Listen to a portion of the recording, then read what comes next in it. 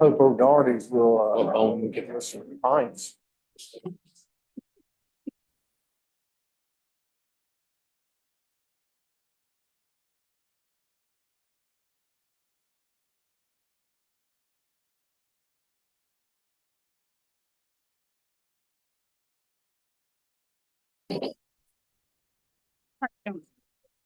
You. I'm good at.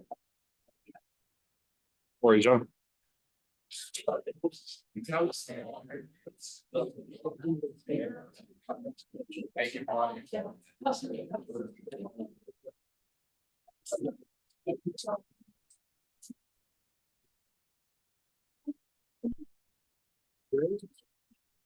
We had to get leaves.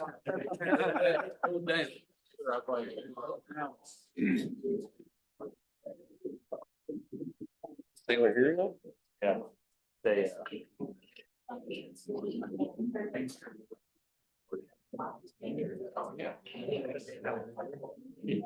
lot of ceremonial. Y'all gonna get an award?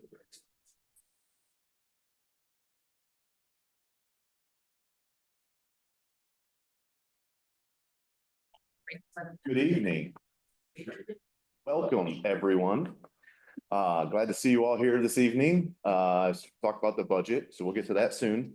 A couple other items first, though. I will call this meeting of the Pittsboro Board of Commissioners for May 12th to order, and I'd like to start with a moment of silence.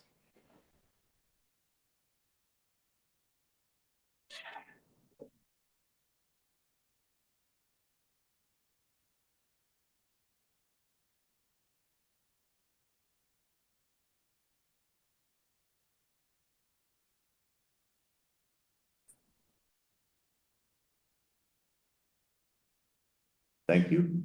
Commissioner Farrell, will you lead us in the Pledge of Allegiance? Would everyone rise for the pledge?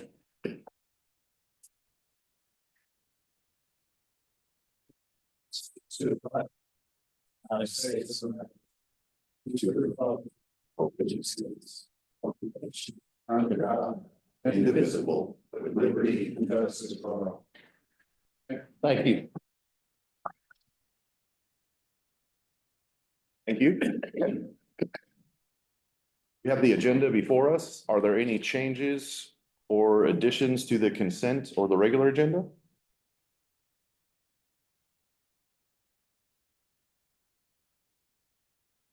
Make a motion to approve the agenda. Thank you, Commissioner Farrell. Second? Second. Commissioner Vose? All those in favor, say aye. Aye. Take a motion to approve the consent agenda. So moved. Second. Thank you, Commissioner Vose. Second, Commissioner Bonitz. All those in favor, say aye. Aye.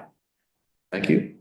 Information items this evening. We have a report from the Boys and Girls Club, a report from the ABC, report of the town financials, and then 2 fee schedules, the general fund fee schedule and development fee schedule. Any questions on those items? And the CIP also. Any questions on the information items this evening?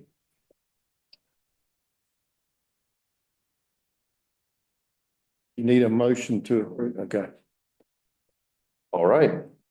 So lots of ceremonial, exciting items tonight. We will start in with the swearing in of a new police officer. So if you can join me at the podium.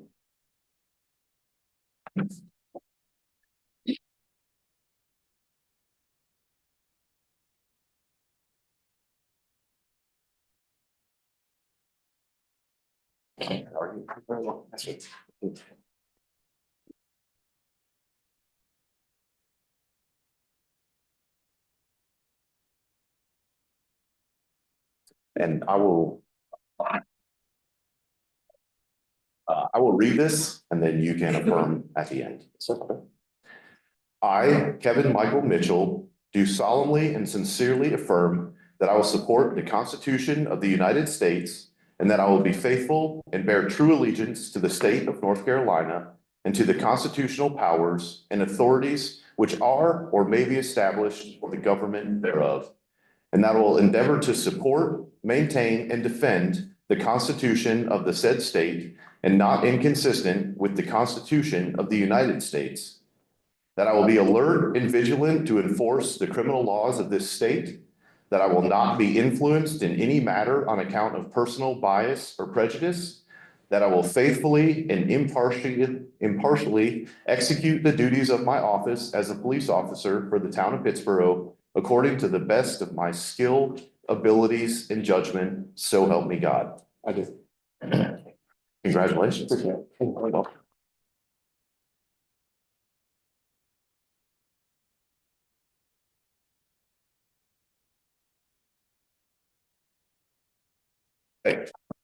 Next, we have a proclamation recognizing National Police Week.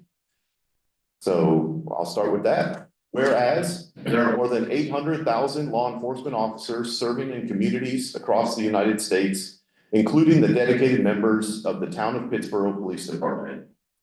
Whereas since the first recorded death in 1786, there are currently more than 24,000 law enforcement officers in the United States that have made the ultimate sacrifice and been killed in the line of duty. Whereas the names of these dedicated public servants are engraved on the walls of the National Law Enforcement Officers Memorial in Washington, D.C. Whereas 345 new names of fallen heroes are being added to the National Law Enforcement Officers Memorial this spring, including 148 officers killed in 2024 and 197 officers killed in previous years.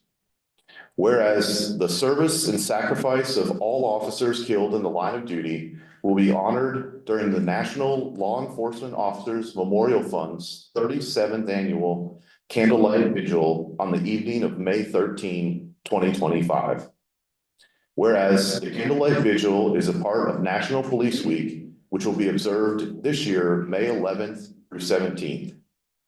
Whereas May 15th is designated as Peace Officers Memorial Day in honor of all fallen officers and their families, and U.S. flags should be flown at half-staff.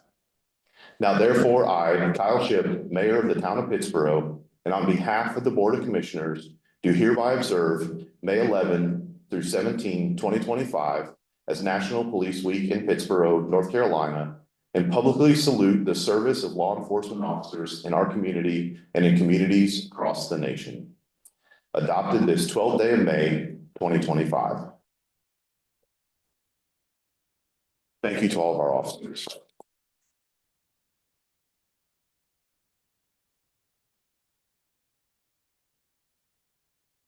Thank you. Next is National Public Works Week's proclamation. And the motto is People, Purpose, Presence. Whereas public works professionals focus on infrastructure, facilities, and services that are of vital importance to sustainable and resilient communities and to the public health, high quality of life, and well-being of the people of Pittsboro. Whereas these infrastructure, facilities, and services cannot be provided without the dedicated efforts of the public works professionals who are engineers, managers, and employees at all levels of government and the private sector who are responsible for rebuilding, improving, and protecting our nation's transportation, water supply, water treatment, and solid waste systems, public buildings, and other structures and facilities essential for our citizens. Whereas it is in the public interest for the citizens, civic leaders, and children in Pittsboro to gain knowledge of and to maintain an ongoing interest and understanding of the importance of public works and public works programs in their respective communities. And whereas the year 2025 marks the 65th annual National Public Works Week sponsored by the American Public Works Association. Now therefore I, Kyle Shipp, Mayor of the town of Pittsboro, and on behalf of the Board of Commissioners, do hereby proclaim May 18 to 24, 2025 as Public Works Week in Pittsboro, North Carolina. I urge all citizens to join me, representatives of the American Public Works Association and government agencies in activities, events, and ceremonies designed to pay tribute to our public works professionals, engineers, managers, and employees and to recognize the substantial contributions they make to protecting our national health, safety, and advancing a quality of life for all. Adopted this 12th day of May, 2025.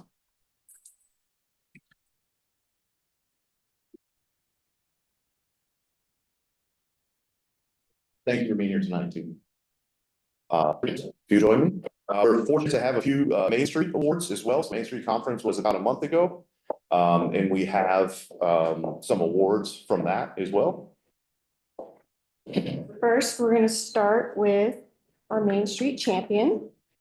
Thanks for everyone for being here today. We're gathered to recognize someone who's made a huge difference in our town, someone who puts her heart into everything she does for downtown Pittsboro. Since opening her shop Reclamation in 2020, Tiana Thurber, there she is, has been a bright light in our community. From leading several major events to starting the Chatham Vintage Trail, she's constantly creating ways for people to come together and celebrate what makes Pittsboro special. Tiana's also taken on leadership roles in the Pittsboro Downtown Advisory Board and the Pittsboro Business Association, always stepping up to support local businesses and bring new energy to our downtown. So today we're proud to honor her as our 2024 Pittsboro Main Street champion. Thank you, Tiana, for all you do.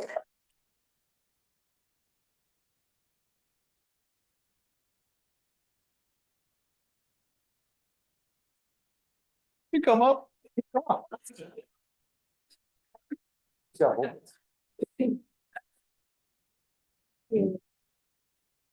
So this is a resolution in recognition of Tiana Thurber as Pittsboro's 2024 Main Street champion. Whereas, you gotta stand up here. Yes. Whereas the success of vibrant downtowns relies heavily on the dedication, vision, and passion of individuals who go above and beyond to strengthen their communities. And whereas Tiana Thurber, since opening her vintage shop Reclamation in 2020, has been a beacon of positivity and a driving force for the continued vitality of downtown Pittsboro. And whereas Tiana has served as a member of the Pittsboro Downtown Advisory Board and as president of the Pittsboro Business Association, consistently demonstrating outstanding leadership and unwavering commitment to community betterment. And whereas she has been instrumental in organizing cornerstone community events such as the annual tree lighting and Summerfest, creating shared experiences that bring residents and visitors together in celebration of our town. And whereas through her efforts in launching the Pittsboro Bazaar Night Market and co-founding the Chatham Vintage Trail, Tiana has significantly elevated the profile of downtown Pittsboro, encouraging economic development and regional recognition. And whereas her exceptional ability to unite diverse stakeholders and foster meaningful collaboration among local businesses and organizations exemplifies the spirit of North Carolina Main Street program. And now therefore be it resolved that Tiana Thurber is hereby recognized and honored as the 2024 Pittsboro Main Street champion for her remarkable service, inspiring leadership, and enduring contributions to the vitality of downtown Pittsboro. So I have a motion to approve this. Make a motion to approve. Thank you, Commissioner Vose. Second, Commissioner Foley. All those in favor, say aye. Aye. Thank you.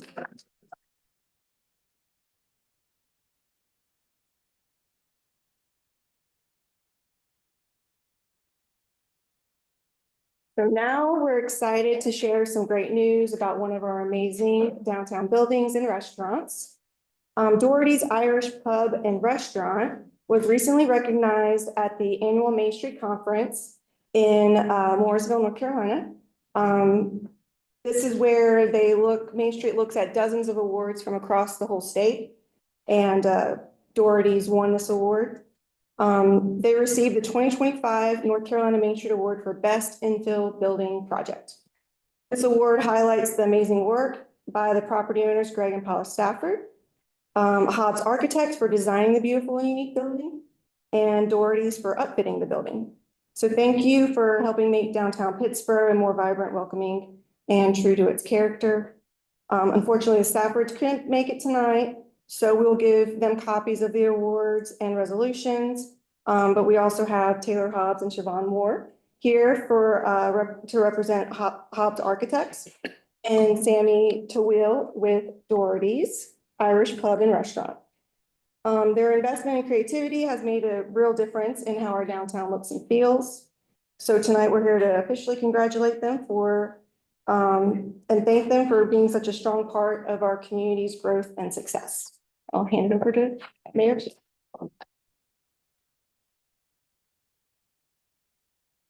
Y'all can join me up here. Yeah, absolutely.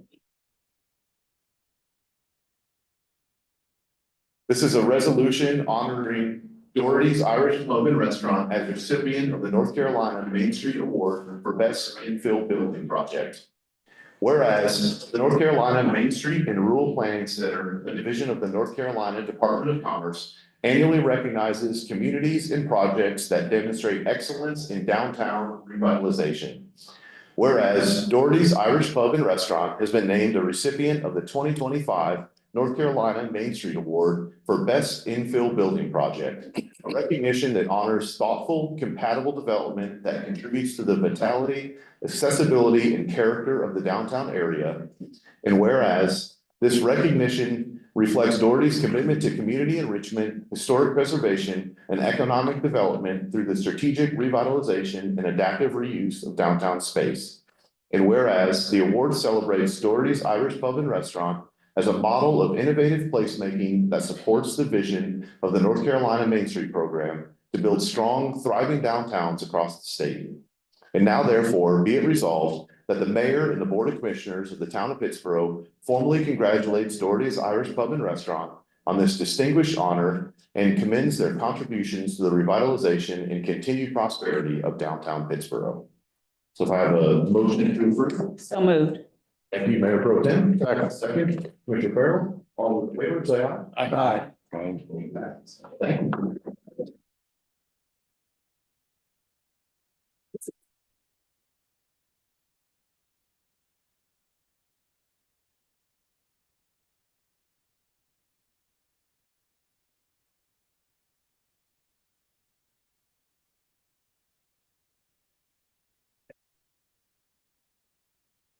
All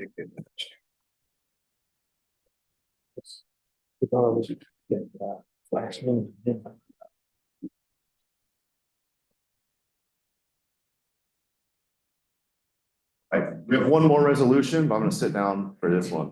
So I'll just read it and it's long. So here we go. This is a resolution in support of local land use authority and in opposition to House Bill 765 and similar legislation that limits municipal planning powers.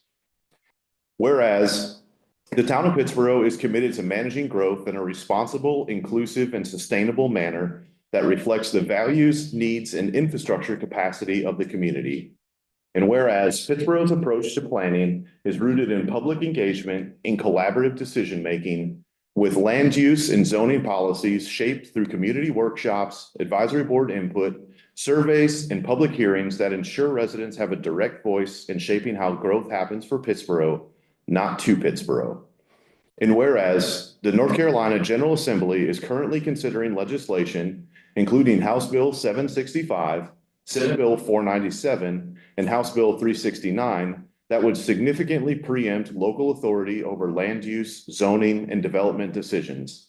And whereas these bills propose to prohibit municipalities from requiring development standards beyond those set by the state, mandate the allowance of duplexes, triplexes, and quadplexes in all residential zoning districts, regardless of local infrastructure capacity, eliminate municipal authority to require off-street parking for new development, prevent local governments from negotiating conditional zoning agreements with developers, impose vague conflict of interest rules that could disqualify local officials from voting based on subjective standards, and introduce new civil penalties for routine land use decisions, increasing legal exposures for elected officials and municipal staff, and mandate new minimum density requirements based solely on population size, allowing development by right without public input or approval from elected bodies. And whereas Pittsboro has already demonstrated success in advancing the very goals these bills claim to address, such as housing affordability, housing diversity, walkability, and smart land use through thoughtful, locally led policies and development partnerships. And whereas the town of Pittsboro has effectively used its zoning authority and unified development ordinance to secure hundreds of deed restricted affordable housing units and developments, with more phased in over time. Approved mixed income communities such as Roberson Walk, Reeves Farm, Belmont Point, and Madison's Ridge, which incorporate affordable lots in diverse housing types. Negotiate for the dedication of hundreds of acres of parkland, public greenways, and preserved open space through conditional rezonings and development agreements. Require tree protection, stormwater management, and neighborhood scale design standards that preserve quality of life. Promote a wide range of housing types, including duplexes, townhomes, and accessory dwelling units by right in appropriate zoning districts, furthering housing diversity and flexibility. Support small and local businesses by removing minimum parking requirements in the downtown district while maintaining context-specific requirements in other areas based on public input and neighborhood needs. Protect the walkability and economic vitality of downtown by aligning parking flexibility with public demand and infrastructure capacity. Promote the continued community involvement and engagement by targeting quarterly UDO amendments based on public desires and feedback. And whereas conditional zoning in Pittsboro has been instrumental in achieving permanent protection of green space and tree canopy through negotiated buffer zones and open space set-asides, greenway extensions and trail connectivity with public and privately funded segments advancing Pittsboro's vision for linked recreational and transportation corridors, affordable housing delivery through voluntary agreements embedded in rezonings and development approvals, ensuring long-term community benefits, and timely and efficient conditional zoning process through collaboration. And whereas affordable housing initiatives in Pittsboro have led to adoption of policy offering incentives such as reduced setbacks and higher densities to encourage the development of affordable housing units for households earning up to 80% of the area median income. Secure a commitment from Chatham Park developers to allocate 7.5% of residential properties as affordable homes, a significant increase from the initial 1% proposal. An average commitment across all developments of approximately 8% affordable housing. Collaboration with Chatham County to support the Housing Trust Fund, which has dedicated $1.9 million since 2018 to affordable housing preservation and development. And whereas the town has led the charge in environmental and public space stewardship by soliciting public input and developing a comprehensive plan to guide the expansion and maintenance of parks, greenways, and open spaces, enhancing community livability, ensuring that nearly 2,000 acres, or 1/3 of Chatham Park, are designed for parks and open spaces, promoting environmental conservation, supporting the establishment of a water recovery center in Chatham Park, at the time, one of only 2 such on-site systems in the country to recycle gray water for irrigation and industrial use. And whereas the town has taken proactive steps to manage legal risk in land use matters by engaging in collaborative discussions with applicants and community stakeholders, dedicating extensive staff time and expertise to vet development proposals, tailor conditions, and mitigate litigation exposure. Maintaining a transparent, legally defensible planning process rooted in clear findings, objective criteria, and public documentation. And whereas past development in Pittsboro was constrained not by zoning, but by limited sewer capacity, a challenge the town has addressed through a successful regional infrastructure partnership with the city of Sanford and the Tri-River Water System, including the construction of a new 36-inch sewer force main enabled with support from the General Assembly and receipt of a portion of nearly $500 million in state funding aimed at upgrading clean water and wastewater infrastructure, addressing contaminants, and ensuring water security.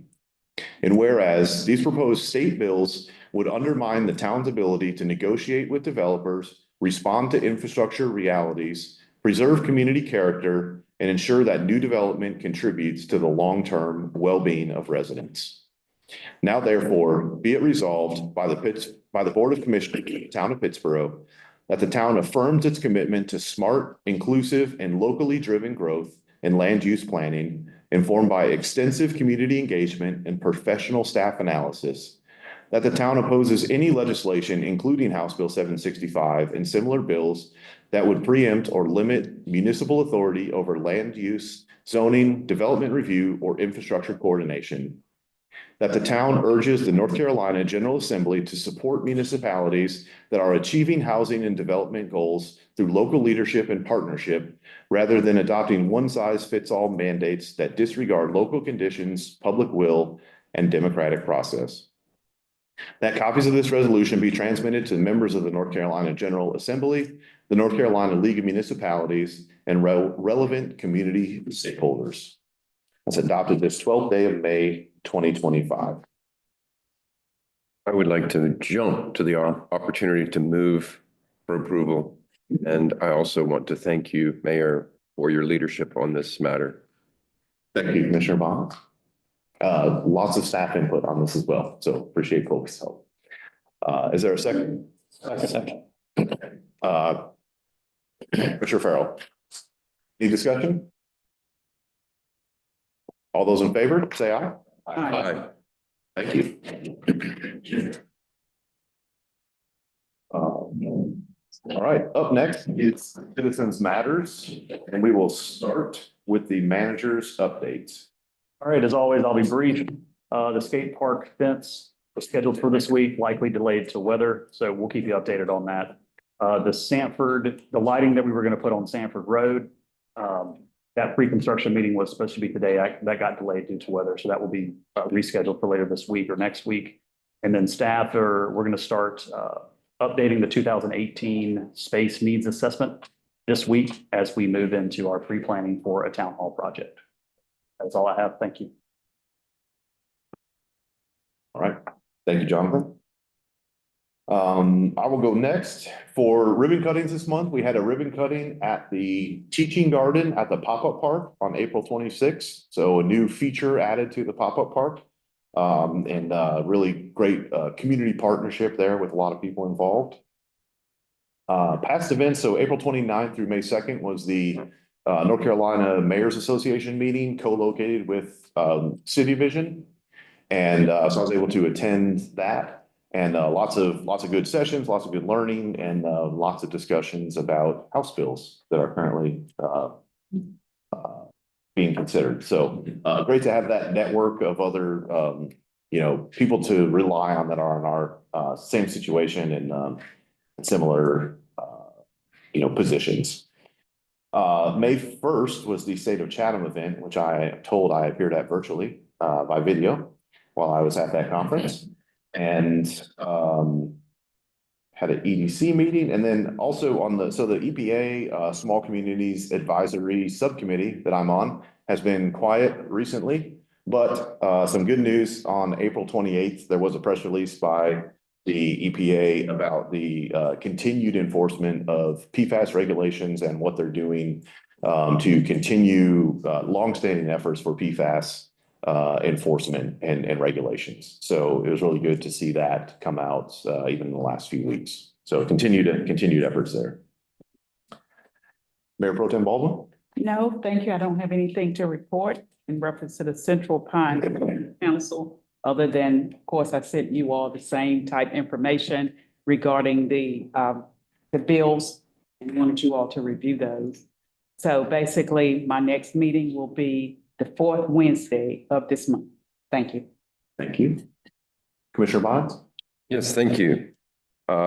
Please forgive me, friends, for my voice recovering from laryngitis, but I wanted to give an update on the Chatham County Climate Advisory Committee meeting from April 24th. The Haw River Assembly's April 26th Climate Action Fair was, the committee was reminded of that event. A very powerful tool was reviewed called the Chatham County GIS Conservation Viewer. And the staffer from the county named Savannah went over that tool and it's many different applications and layers, lots of rich information there about conservation and natural resources in the county. Also, there was discussion of the county board's climate retreat. That's the Board of Commissioners climate retreat. And most importantly, there are several openings for volunteers to the Chatham County Climate Advisory Committee. And so I wanted to make sure that the audience was aware of that. I'm looking forward to the next meeting, which is this next Thursday next week. Thank you. Commissioner Farrell? Nothing at this time. Thank you. Thank you. Commissioner Foley?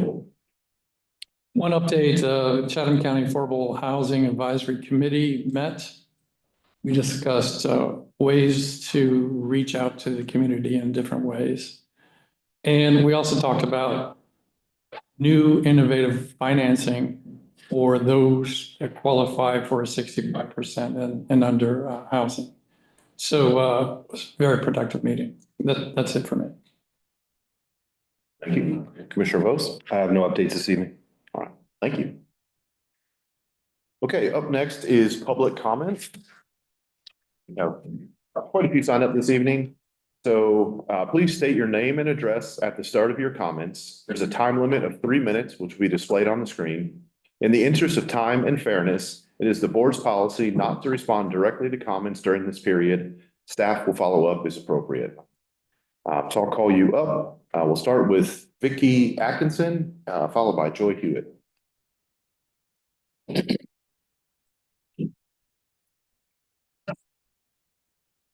evening.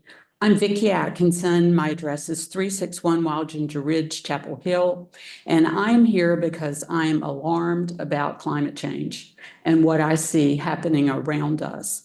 The extreme heat of last summer and predictions of more of the same or worse this summer. The destruction last year with the incredible flooding at Carolina Beach, in some places 1,000-year flooding. And then Hurricane Helene slamming into the mountains less than 2 weeks later. And also the rising cost of property insurance across the state because of these catastrophic weather events. Tragically, the action occurring at the federal level is making things worse instead of better. It is essential that local governments step up, and you are doing that. Thank you for the steps that you are taking with developing a climate action plan. I came to your October meeting and I recently watched your climate vision special session on YouTube. And I'm pleased that the county is following your lead, that they have set aside a special focused climate retreat focusing solely on climate change that is expected to lead to a climate action plan. I'm pleased that I really appreciate that the local governments are going to be working together and coordinating their climate action plans. As a local government facing a great deal of urban growth, as the local government facing a great deal of urban growth, I urge you to make land use planning and density, building up instead of building out, a significant element in your climate vision and in your plan. Consider the importance of building density throughout the town limits, in addition to the downtown, to avoid sprawl, save trees, natural carbon sinks, reduce vehicle miles traveled, and support walkable, bikeable, and transit alternatives.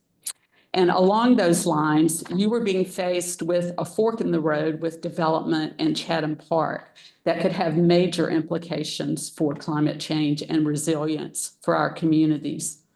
I urge you to block the proposed small area plan of 5,000 acres in favor of a series of smaller plans of 500 to 1,000 acres that you were told would be coming to you from Chatham Park.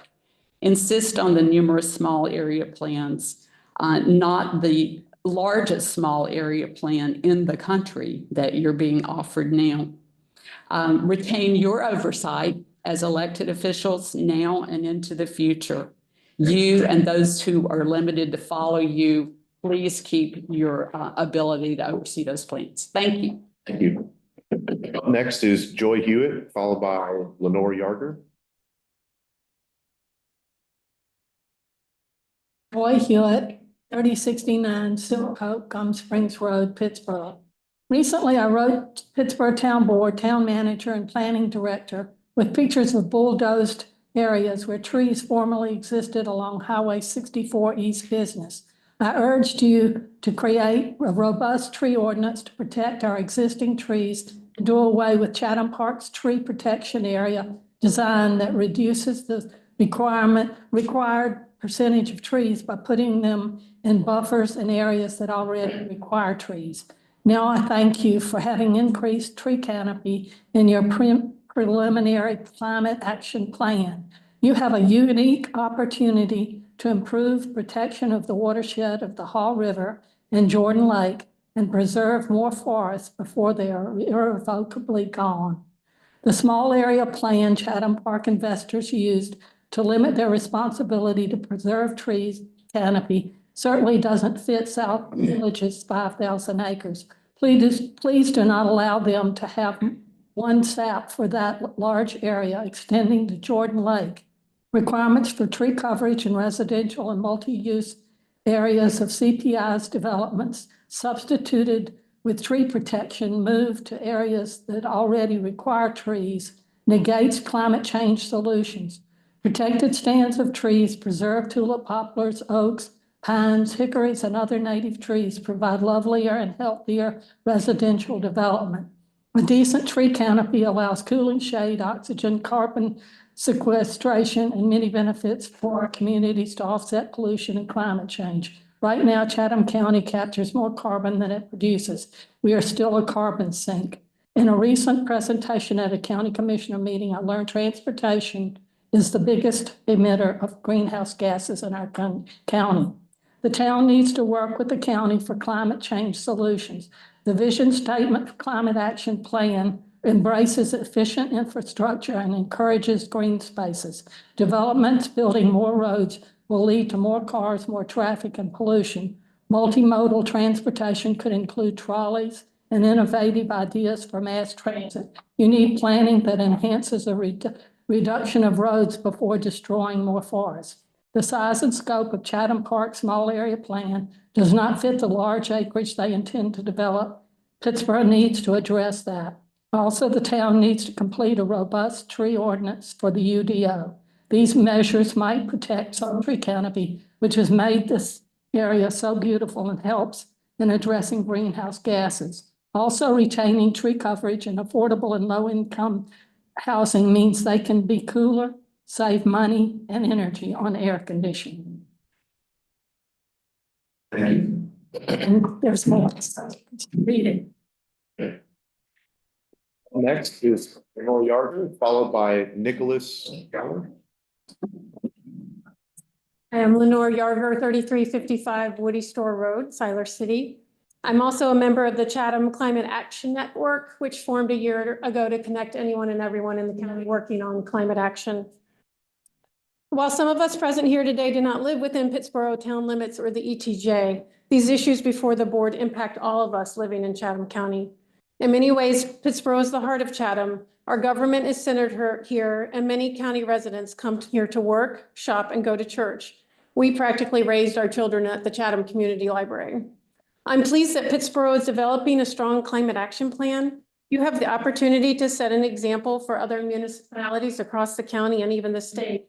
In a similar vein, your oversight of the development of Chatham Park South Village is essential to ensure careful, thoughtful implementation of the climate action plan that you develop. Chatham Can members in and outside of Pittsboro are feeling the effects of a changing climate. Like you, we've felt the impact of summer temperatures in North Carolina, which have been the highest on the record for the past 16 plus years. Chatham farmers who have attended Chatham Can events report increases in periods of drought and overall water shortages that threaten their livelihoods. Chatham residents have shared with us at the Pittsboro Street Fair their fears of increased storms and extreme heat. Some residents, like myself, do not have central air that we can just turn on or up. Others can't afford the accompanying rise in cooling bills. We at Chatham can recognize that the climate impact of development in and around Pittsboro affects all of us. The recently published Chatham County Greenhouse Gas Inventory documents that transportation causes about 42% of all CO2 emissions in the county and is by far the #1 contributor to greenhouse gases. The report also says that forests and trees play a critical role in mitigating climate change by acting like carbon sinks that remove CO2 from the atmosphere. Chatham County currently is 64.8% forested land. That's down 9.7% since the last study in 2020, largely due to development. Again, I thank you and support you in developing a strong climate action plan. I also stand with others here opposing the approval of CPI's proposed small area plan for Chatham Park South Village. As this large tract of land is developed, we need Pittsboro to maintain careful oversight to ensure that planners and developers take these climate impacts into account. We cannot risk the development of sprawl that depends heavily on automobile traffic and exacerbates emissions, nor can we allow the indiscriminate cutting of forests, thereby further diminishing our carbon sink. Please require CPI to return to the table with the small area plans they originally indicated in their master plan of hundreds, not thousands of acres. And let's ensure that these plans adhere to the climate policies and visions that we hope you will approve in your climate action plan. Thank you. Nicholas, followed by Meredith Dillon.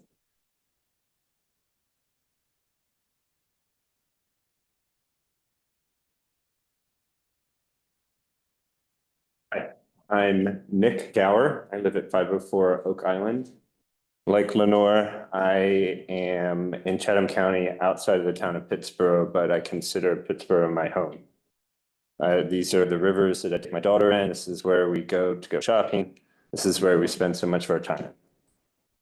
I wanted to first off express my gratitude to the Board of Commissioners for the important work that you're doing in this community. Among many other things, the steps that you're taking to address climate change through a climate action plan is inspiring.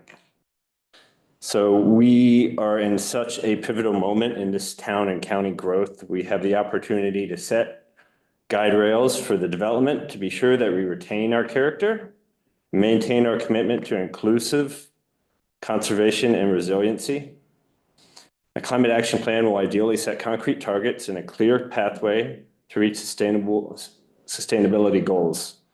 This stewardship of our shared community resource will help protect our natural environment for generations to come.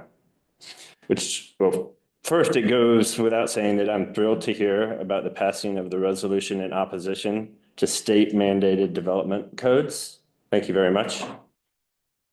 And which leads me to the Chatham Park CPI's proposal to approve a one large small area plan rather than several detailed SAPs throughout the project. If the town were to accept this proposal, it would relinquish their ability to provide ongoing oversight into the development plan. This change risks overlooking important climate details that will impact the town and county. This may be one of the town's last and most significant opportunities to exercise influence over how this development proceeds. I am humbly requesting that the town request multiple detailed small area plans for the remaining 5,000 acres of development, and this will maintain much needed dialogue and oversight in the forthcoming development that is bound to impact everyone in this room. Thank you. Meredith, followed by Jan Berger.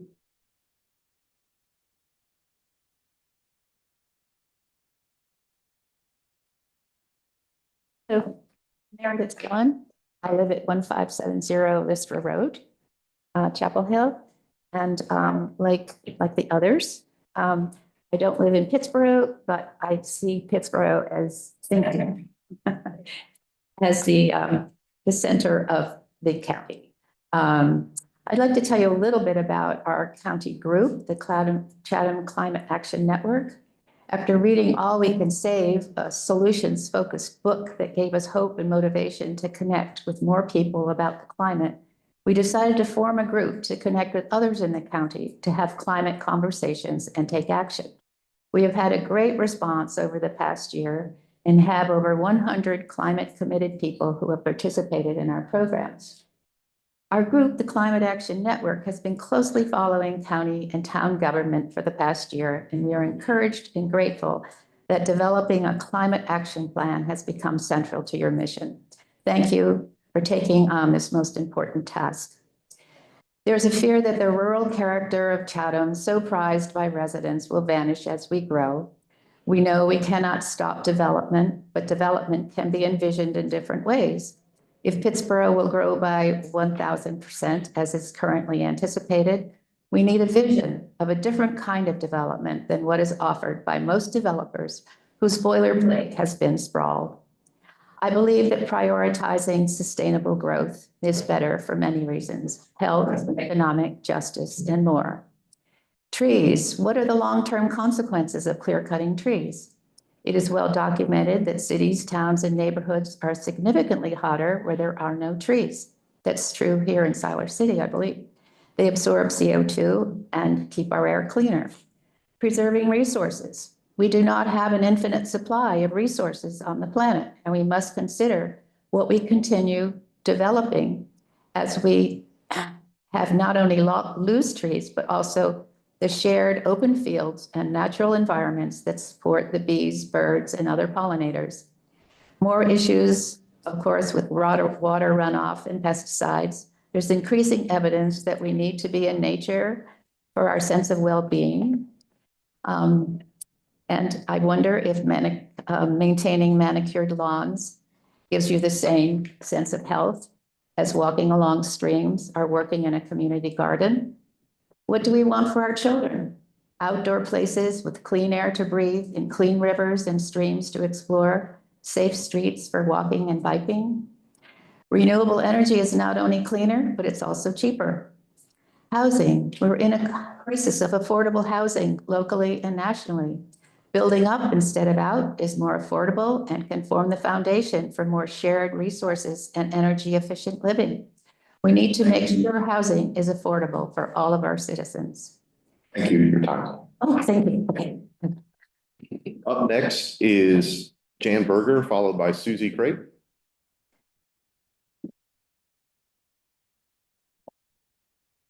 Hi, I'm Jan Berger. I live at 726 Bynum Road, just over the Haw River.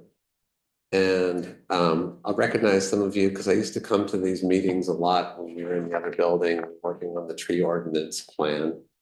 And it's good to be back. I heard that about the small area plan being changed or the proposal of Chatham Park to change it. And it seems to me like a terrible idea. Part of what came out of our meetings when we would go talking about the tree ordinance plan was trying to get some concessions from Chatham Park about what kind of development that they were going to build. And we kind of ended up with, well, we're going to have a chance with each of these parcels to make a decision about what's going to happen. And I feel like the town giving up their power to do that really limits our options because we don't really know what the world is going to be like in 20 years or 25 years. We can't really smartly make a decision right now, knowing what's going to happen into the future, because none of us can tell. You know, I visited up in Asheville just recently and saw some of the destruction from Hurricane Helene, and we don't know when that's going to happen here. And I feel like we really just need to do our part to take care of things as best we can. And one of those things, I appreciate also that our ability to put affordable housing into our plan. And we won't really know as we make these small developments. I live right across the river where one of the developments is going to happen, right across from Bynum. We don't really know what's going to happen in Pittsboro. I've got friends who have moved to Fayetteville, but they still commute here to work. And as we keep on building these really big homes, is that going to be a viable option? It's going to really change how much of a climate impact we have if we have people driving in all over the place. And I've got friends who are basically priced out of their land. So they are needing to sell to Chatham Park in order to not be left behind by these developers. And those folks are having to move farther and farther away from Pittsboro. So we don't really know how Pittsboro is going to change. So by keeping the small area plan, we have flexibility. We're able to adjust to all those things. So I support you all in doing that. Thank you. Thank you. Be great, followed by Maura Dillon. Susie Crate, 235 Bynum Church Road, Bynum. Pittsboro is my mailing address, so. And I also commend you on the climate action plan that you are working on before returning to Bynum to retire in 22. I had spent 30 years doing research in the Arctic, and so I'm pretty familiar with climate change. It's happening pretty rapidly there. So I do commend you. When I recently learned that Chatham Park investors are pushing to have the South Village plan approved in one large chunk, it reminded me of the words spoken by a Chatham Park representative at a community meeting over 2 years ago. They said to me, "It is our land and we can do what we want with it." Although the individual later made a point to deny saying those words, I heard them with my own ears. The Pittsboro Town Planning Board and the Pittsboro Town Commissioners need to heed their warning. I would guess that CPI's request to finish the 5,000 acres in one fell swoop is CPI wanting to get done quickly, make their money and leave. Planning the South Village needs to incorporate the climate vision that the town is embracing, which will include more tree and natural area preservation and more walkability with less sprawl and traffic. In fact, CPI's original master plan for this area laid out multiple small area plans of hundreds, not thousands of acres. Such smaller SAPs proposed at different intervals would ensure careful, methodical, incremental planning and would allow the town to make adjustments and improvements over time. Combining the remaining 5,000 acres into one plan strips the town of its ability to respond and adapt as the development progresses. It does not leave room for changing economic conditions, such as the uncertain future of VinFast. I urge the BOC and the Planning Board to take this opportunity and exercise your influence on how this development proceeds by maintaining CPI's original plan to develop some village in smaller incremental steps. Thank you.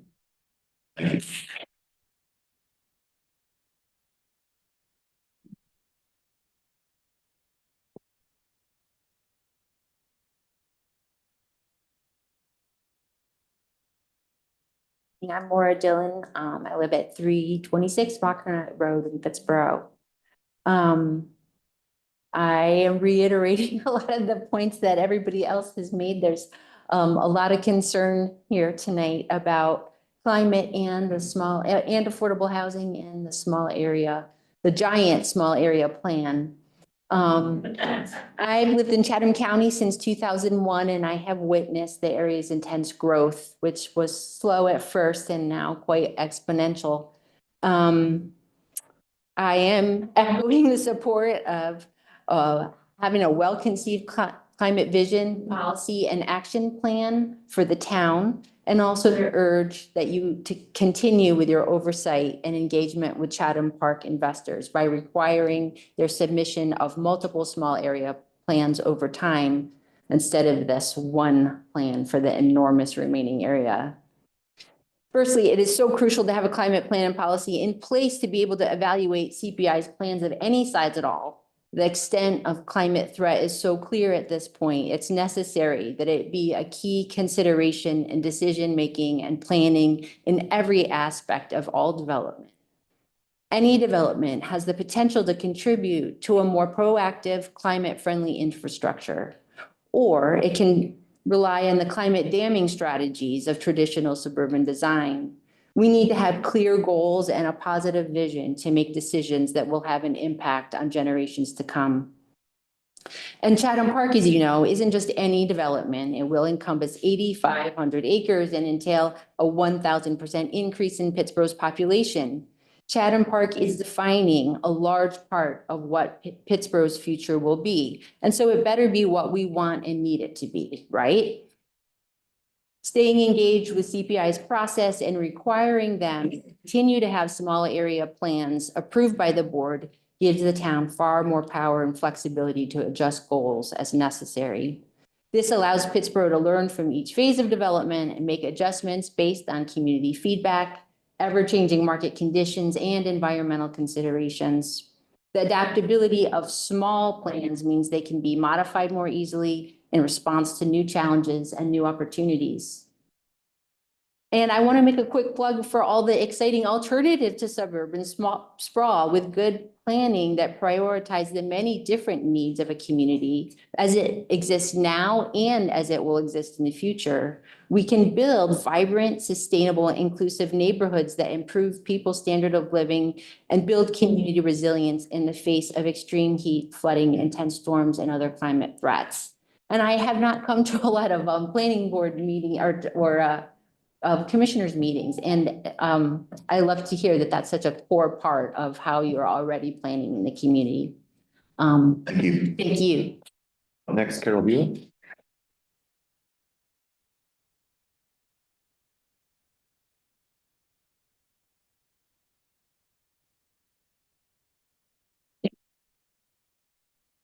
Hello, everybody. I'm Carol Hewitt. I live at 424 Johnny Brook Road in Pittsboro.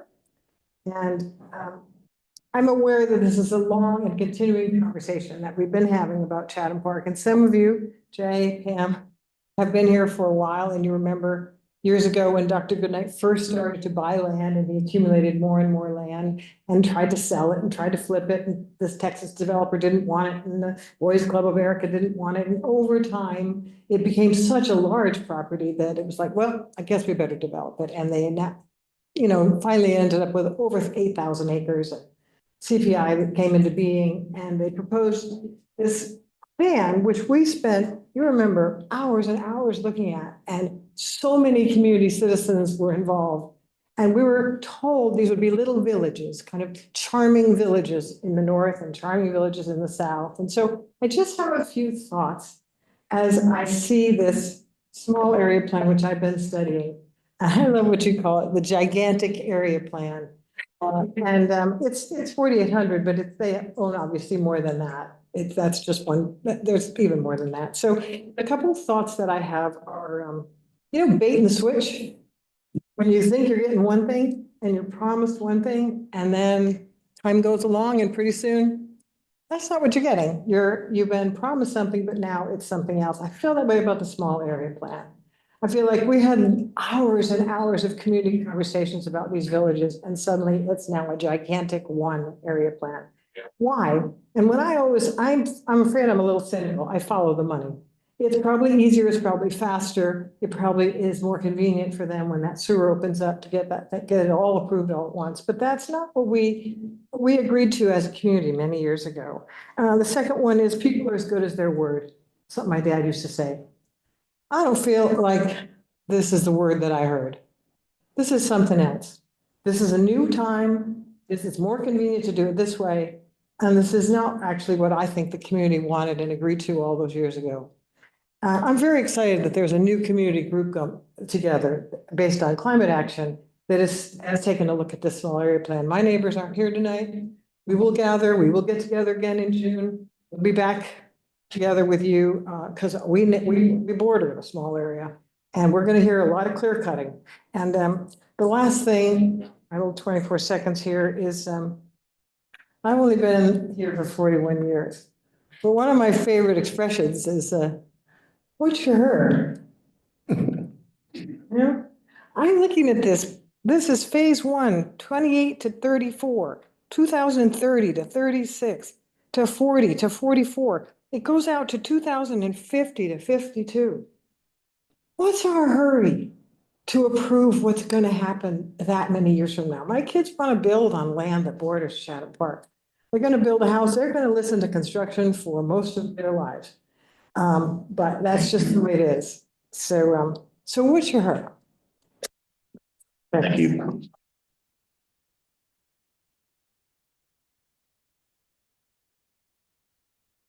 Up next, we have a public hearing for the manager's recommended budget for fiscal year 2025 to 2026. I'll take a motion to open the public hearing. So moved. Commissioner Vose. Second, Commissioner Farrell. All those in favor, say aye. Aye. There is no one signed up to speak at the public hearing. So I'll take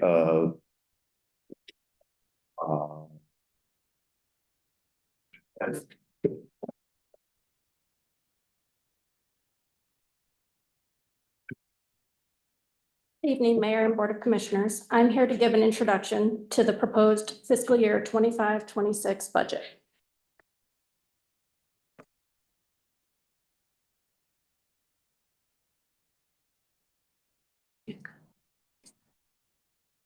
Okay.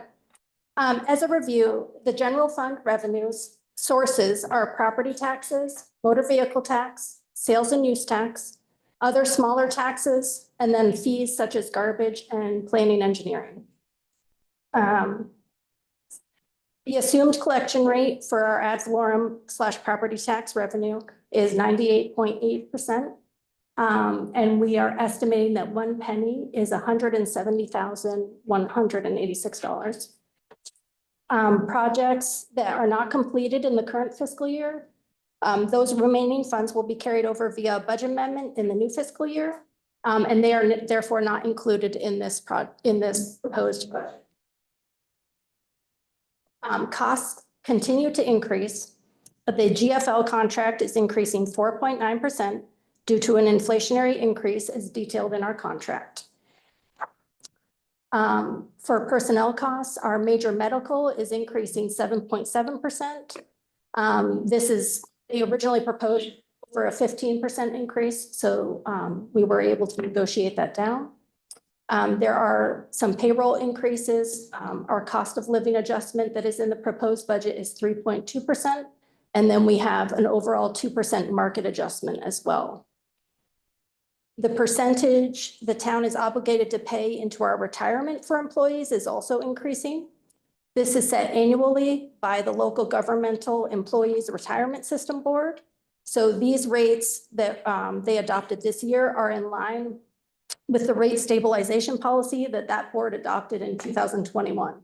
They're trying to regulate the increases to that. The proposed budget for fiscal year 25-26 is $14,096,379. This is using $1,194,379 of fund balance. And then we are anticipating getting a loan for $785,500, and that will be covering our capital expenditures. The proposed budget also includes adding 2 police officer positions, a public works maintenance position, and an IT manager, all which are scheduled to start in January 2026. And then we are also expanding the downtown events and admin coordinator position from a part-time position to a full-time position. The anticipated loan proceeds would be to purchase these items listed. The next 2 slides show historical information. The first slide is showing our property tax rates for the last 10 years. And then the following slide is showing the 10 years worth of the value of our penny. This growth is reflective of the increase in the property tax value and the growth within the town of Pittsboro. This year was a tax reevaluation year, and we are required by statute to report the revenue neutral tax rate. So the revenue neutral tax rate is the rate that is estimated to produce revenue for next fiscal year equal to the revenue that would have been produced by the current tax rate if there had not been any reappraisal. So that revenue neutral tax rate, taking into account an average growth rate of 12.8%, would be 34.49. So that is a difference of approximately 9.5 cents from what we are proposing in our budget. The next slide is showing the breakdown of the property tax value for the current tax year of 2025 to last tax year, so prior to the reappraisal. And this is showing the breakout from residential and commercial.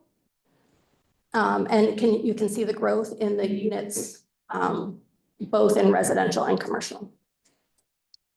The next slide is giving us, is an example of the tax assessment for the average residential property value.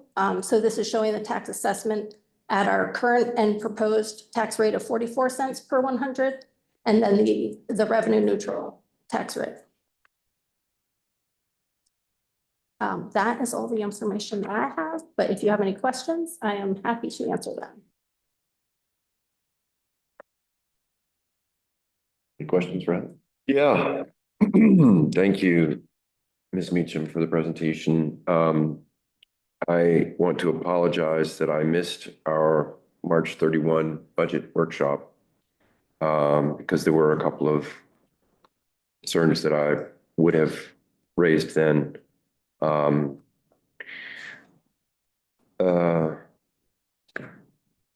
The first, I think, top priority is this question of revenue neutrality, because so many people have asked me about it. And each time I share my serious concerns that we have inadequate revenues today to provide the level of service that's needed when growth is hitting us so hard. And we see this with really simple things like pedestrian and vehicle encounters in downtown. And I think staff are doing a tremendous job with increasing efficiencies, especially we've seen it in public works with dramatic improvements in efficiency of collecting leaf trash, yard debris. And there's some other really cool things that have been implemented in recent years. But my neighbors are telling me that their county evaluation has increased 70% since the last time. They're protesting that. They're appealing those valuations because they do seem kind of out of whack. We're also, all of us, suffering increased cost of living from tariffs. Not going to get into that, but it's clear that there's a lot of pressures on everyone. And so I think it's reasonable that people are asking for relief from the local government, where we presumably have greater responsiveness or the ability to respond to our constituents. I don't think it's even responsible to suggest that we go back to a revenue neutral budget because of these intense pressures, because of the dramatic need to prepare for the growth, and to literally our planning department is short-staffed. But I am curious if we might find a sweet spot between revenue neutral and where we stand today, which I think is a proposal to stay steady, which, because of reevaluations, is an increase in people's taxes. So we understand that concern, and the proposals that we got from department heads were, we've already cut, approximately $3 million from the budget. We are currently using 1.4, almost 1.4 million from our project, from our reserve. Reserves, yeah. So in order to do any type of reduced tax rate, we would have to cut the budget significantly more. You will end up essentially paying people to not be able to do anything because we've already cut it back significantly. There's not much else that, we've limited positions. We've put the positions at starting January, so half the year, to try to save as much as possible.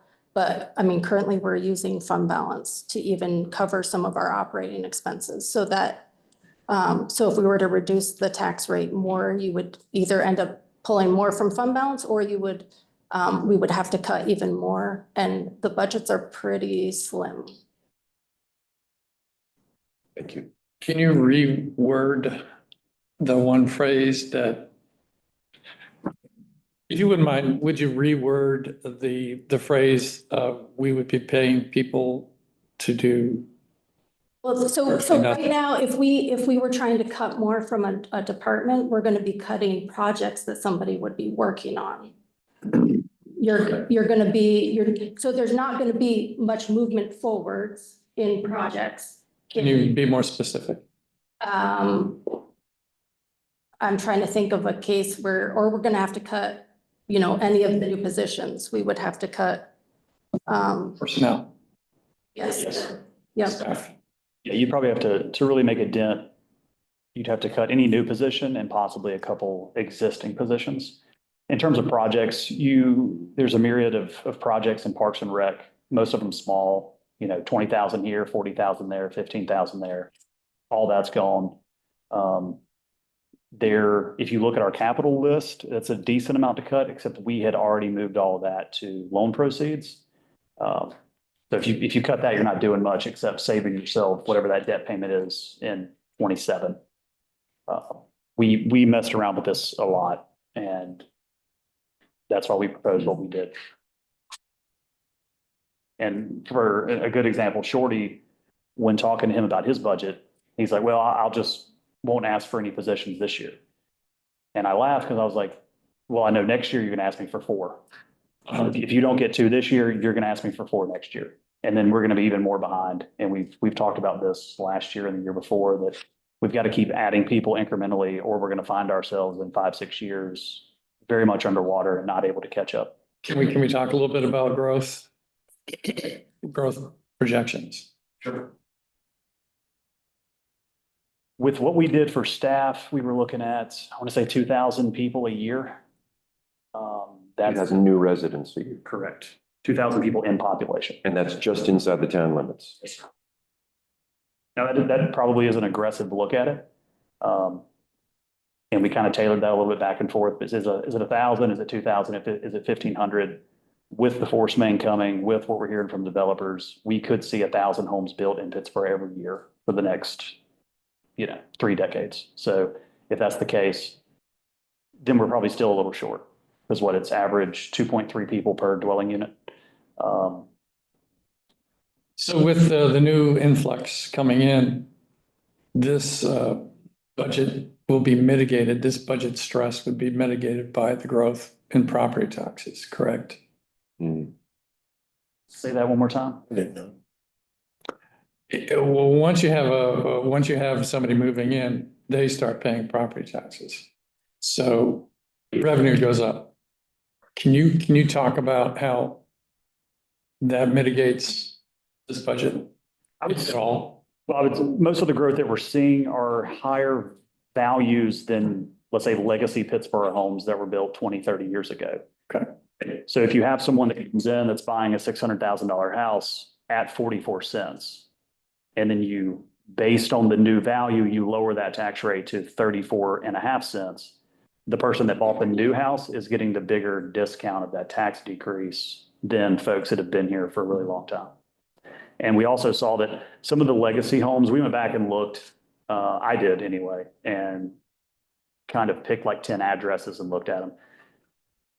They didn't go up as much as some of the newer homes, because we were seeing homes that were sold for $600,000-700 grand go up to $800,000-900,000.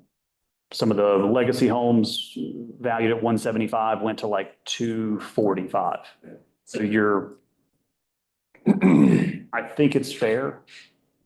And I think it would be less fair if you lowered it while you're seeing a huge amount of growth. Thank you. I probably should work on explaining that a little better. No, you did. You're good. Thank you.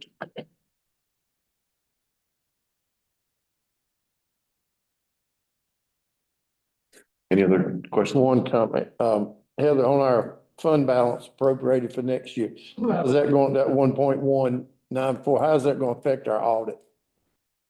That, well, we'll potentially get sort of, a flag on it saying, because we're appropriating fund balance, but it doesn't, it's not a flag on the audit, it's a flag with the LGC.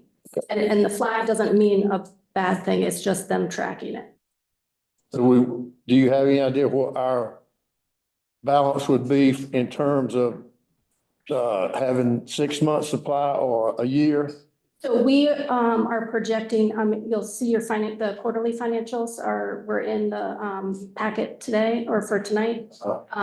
That is showing that we are currently on track to be adding money to fund balance at the end of this fiscal year. I'm not going to predict how much, but right now it is a significant amount, but we haven't finished the fiscal year yet. So, but we are projecting to add to fund balance. So our fund balance will hopefully, even with this coming out, will be similar to what it is now, which is, around 5 million. Yeah. So it'll be. Okay. But Still gives us right. plenty of money to operate in case of mass emergency. As our budget grows, our fund balance needs to grow to accommodate. I'm happy to make a projection. I'm worried about spending. There's their board.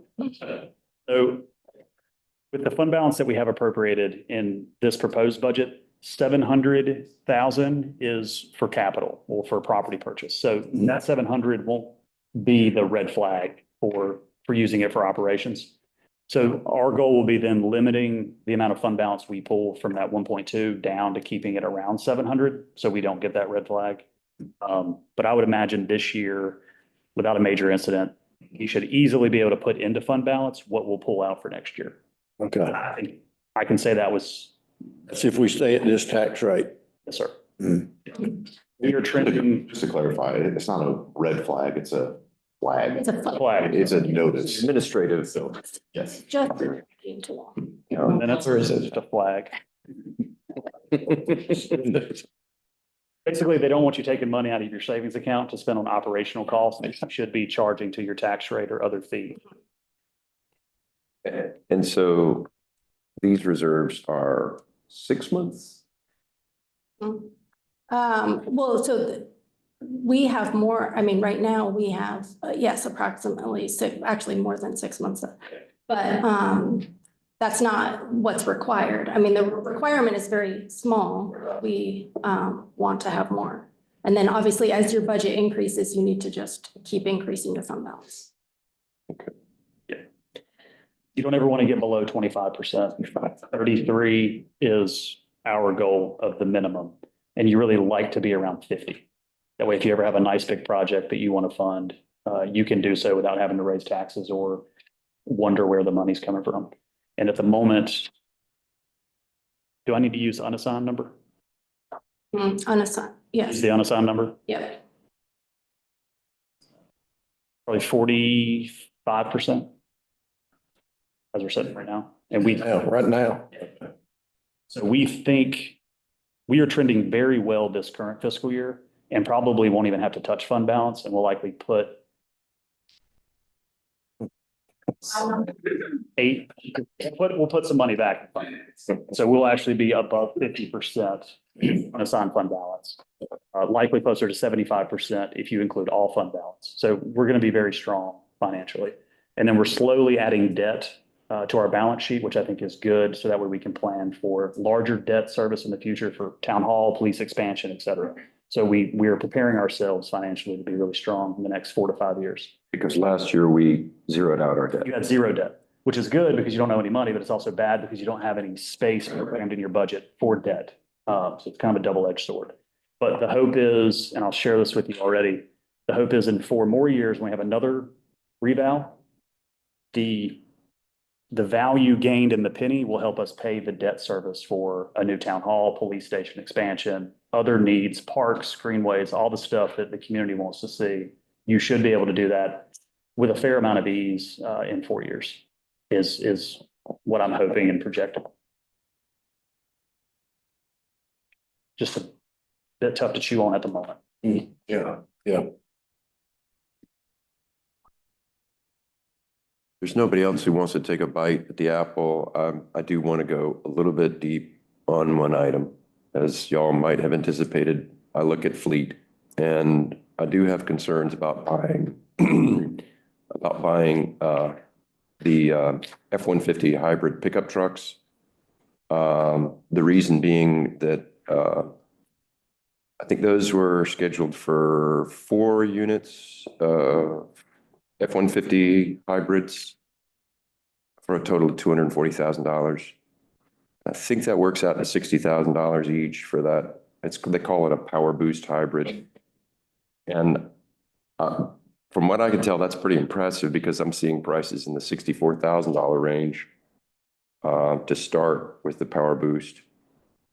But I'm also hearing from other municipalities, specifically the town of Carrboro, that they're getting into pure battery electric F-150 pickup trucks for between $50,000 and $56,000.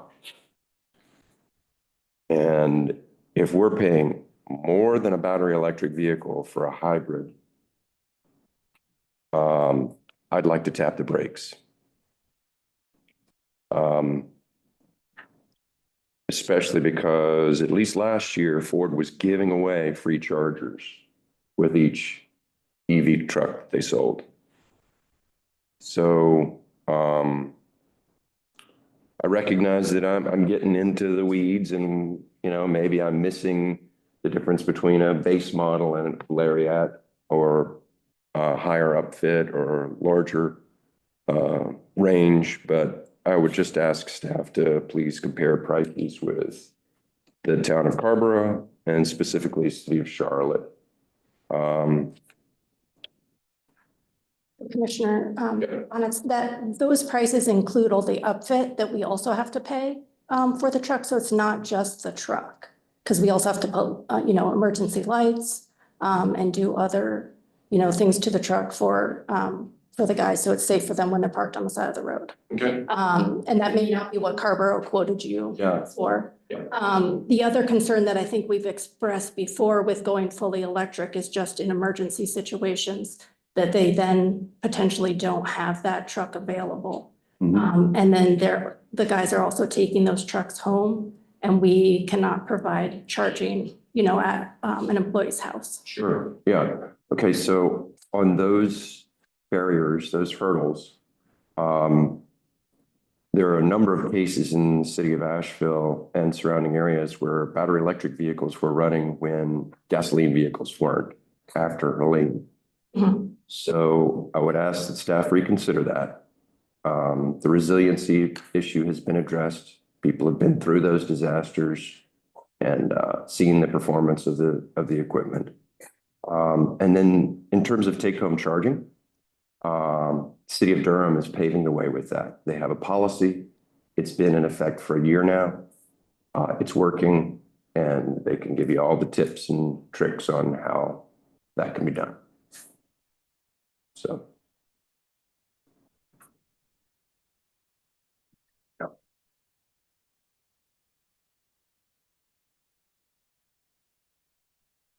Good. Any other questions or comments?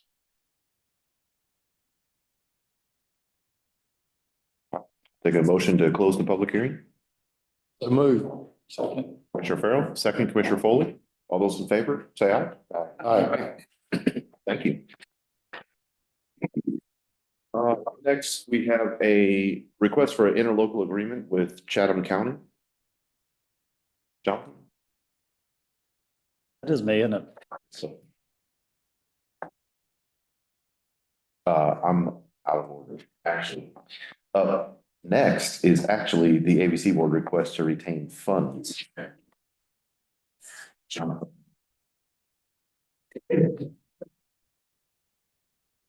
Amy. And Jamie, yes. Hi,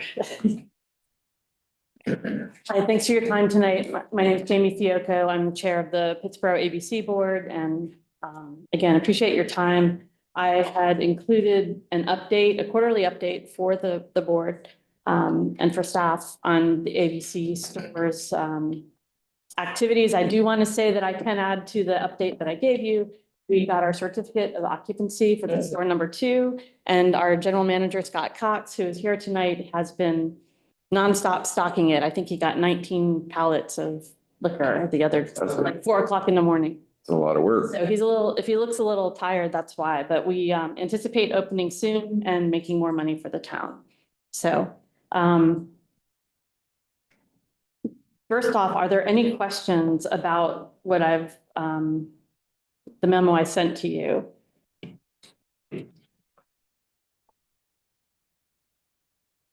No questions from me. It was very, very clear. Great. I appreciate the clarity. We continue to give you quarterly distributions as well as law enforcement and alcohol education.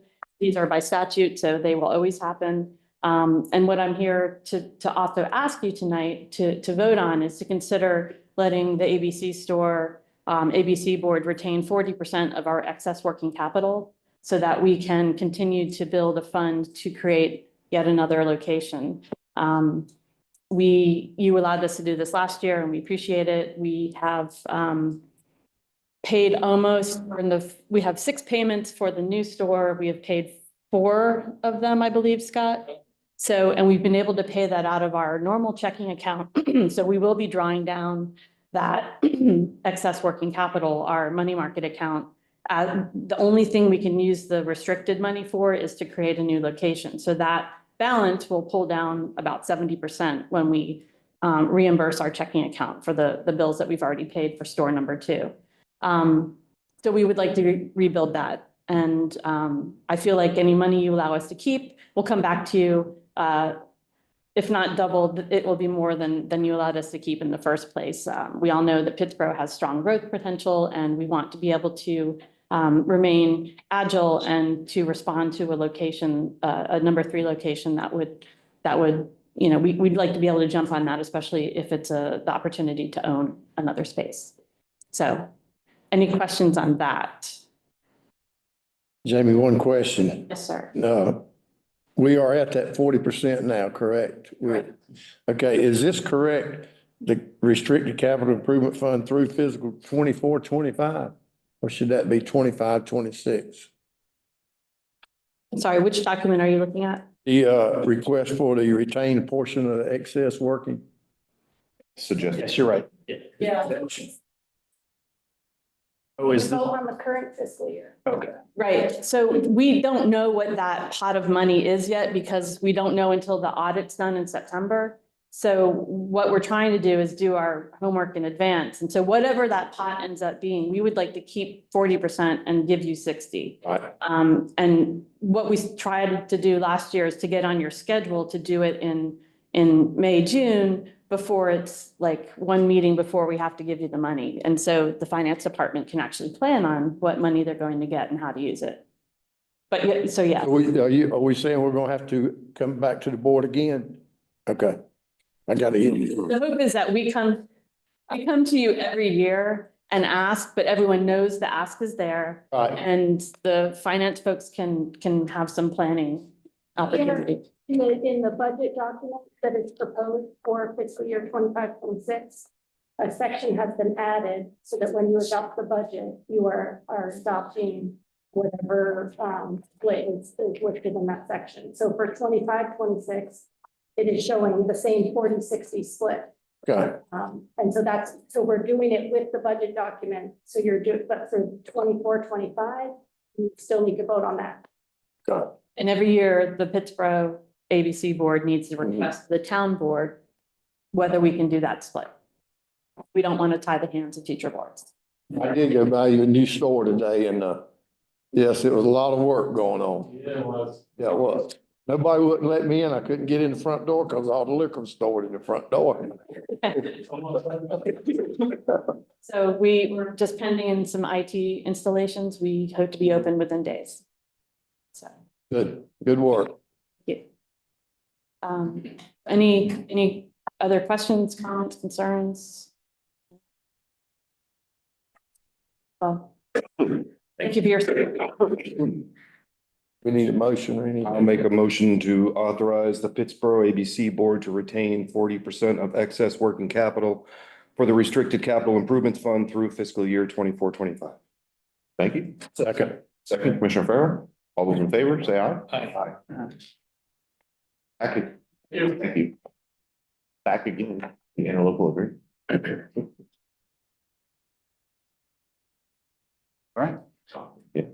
So we've been talking about this item for a while.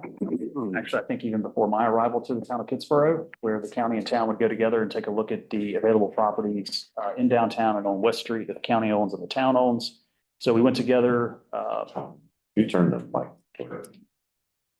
So we got together 3 staff from the town of Pittsboro, 3 staff from Chatham County to do RFQ. We had a handful of folks submit, and through interviews and discussions of those 6, we narrowed that down to Baldwin as our selection for the consultant to handle this pre-development planning. And so here with us, got Grant with Bolton & Mink and a couple of his team members. And so he can go through the presentation and let you know how this is going to work. Thanks for the opportunity tonight. I'm Grant Miacci with Bolton & Mink, and we have a great team that we've pulled together to help you and the county on some important decisions on some transformative properties that you own in the downtown area. So next slide. Some of which are here today. So Grant Miacci, I'm a planner, landscape architect, and urban designer, principal with Bolton & Mink. I have with me Alan Davis, who is a project manager and a senior urban designer. And then Jeff Bandini with E3, who's really focusing on kind of project delivery and partner selection. A couple other members that aren't with me today or with us today is Kathleen Rose of Rose and Associates, who really focus on the market and understanding the market potential for these different properties. I was hone in on what your vision is for those properties. And then Albert McDonald with 310 Architects to help us visualize some of the capacity of what these properties have based on what the market may want and what your vision is for that. Next slide. We've heard a lot about character tonight. It's fitting that you won an award for Doherty's based on the character of that infill. But we very much take that type of approach to the future of these really important properties. We're always looking towards what the implementation of that is. So our team is really not just a planning team. It's really an implementation team to help you get to the vision that you want in an appropriate way, but also in a way that is understandable and that you find the right development partners to help you achieve that vision. We work with a lot of developers. We work with, we have a lot of expertise that we can kind of pull in from across the nation to be able to assist with this as well. Next slide. So I don't need to dwell on the importance of those kind of shaded properties. It's a significant amount of land in your downtown area, and it's a transformative location to your downtown area. There's no more important place than the center of your downtown. When you think about the character of what Pittsboro is, and having lived in North Carolina for 30+ years, it's a quintessential Main Street area. And but if you look at the scale of those shaded properties, I mean, that's around 4 city blocks worth of land. So the transformation of those very much are intertwined with the character and the future of what your downtown is. So we're happy to be involved in that. Next slide. We understand also that that takes a lot of discussions with you, with your counterparts in the county, with various citizens and stakeholders and business owners. And we're prepared to have a robust engagement process using a lot of different methods, whether that's online and digital or whether that's face-to-face in small groups as well. So this will be the first time that you see us, but it won't be the last time you'll see us. Next slide, please.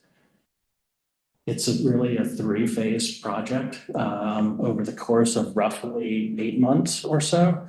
That time period is really dependent on your collective will to move forward at a certain pace. So we can be as adaptable to however fast or slow that you want to move on this as well. So to get into a little bit of the detail of the phases, phase 1, next slide, is really looking at that market, that market. What types of uses are likely to be desired on these different properties? What are those valuations? What are the existing supply that you have of these, whether that's office or residential, affordable housing, open space, you name it. There's a lot of different uses. We'll take a look at that, led by Catherine Rose.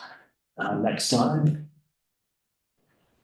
Phase 2 is really kind of two parts. So we look at the kind of site due diligence.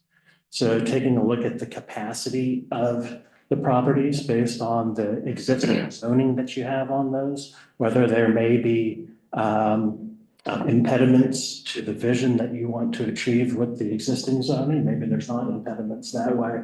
So there's a kind of a carrying capacity, whether that's through site infrastructure or whether it's some of your environmental systems that we need to be able to plan for as well. Next slide. Once we kind of pivot from understanding the capacity of the land and the property, as we take a look at understanding the volume of the uses that are there and what's the realistic ability for developers to deliver the types of uses and buildings that you want to fit into your downtown area. And then next slide. Finally, with phase 3, where Jeff steps in, is really kind of helping you determine what that program is, what that delivery strategy would be, what the ownership structure would be between you and the county, if there are public enhancements that are available, and then really setting you up to find the right development partner with an RFP. And many of you have probably seen opportunities where other cities kind of put out kind of half-baked RFPs, and they may get partners or perceived partners that submit plans that don't match the vision that you all have, the vision the public has for the property. So this process really looks to to give you all the tools to find the right partner to be able to move forward with this. So with that, I think that was my last slide. We'd love to answer any questions that you have. But we'll be back in front of you again soon, I'm sure. As we do questions, can we flip back to the most important slide, which is the downtown map? Sure. Yeah. I don't know if it's possible for staff to do this, but could we possibly zoom in on the map itself, right, and push away the letters a little bit?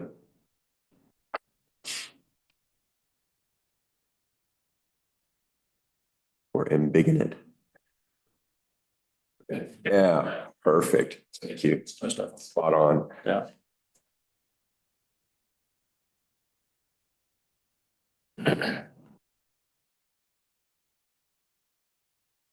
It's not often that we have such a large audience as we have had tonight. And so I saw some folks craning their necks and really wanted to make sure that we have the opportunity to expose the public to this early. I think it's great to have a large audience, particularly because we're going to be asking them a lot of questions as we get into the process too. Yes. And so, yeah, I'll just take a moment to cue this up again. That these are all publicly owned properties in the core or near the core of downtown Pittsboro. And as we grow the town of Pittsboro, we understand that there are developers who will be building very concentrated villages nearby, like we've seen at the Mosaic north of the bypass.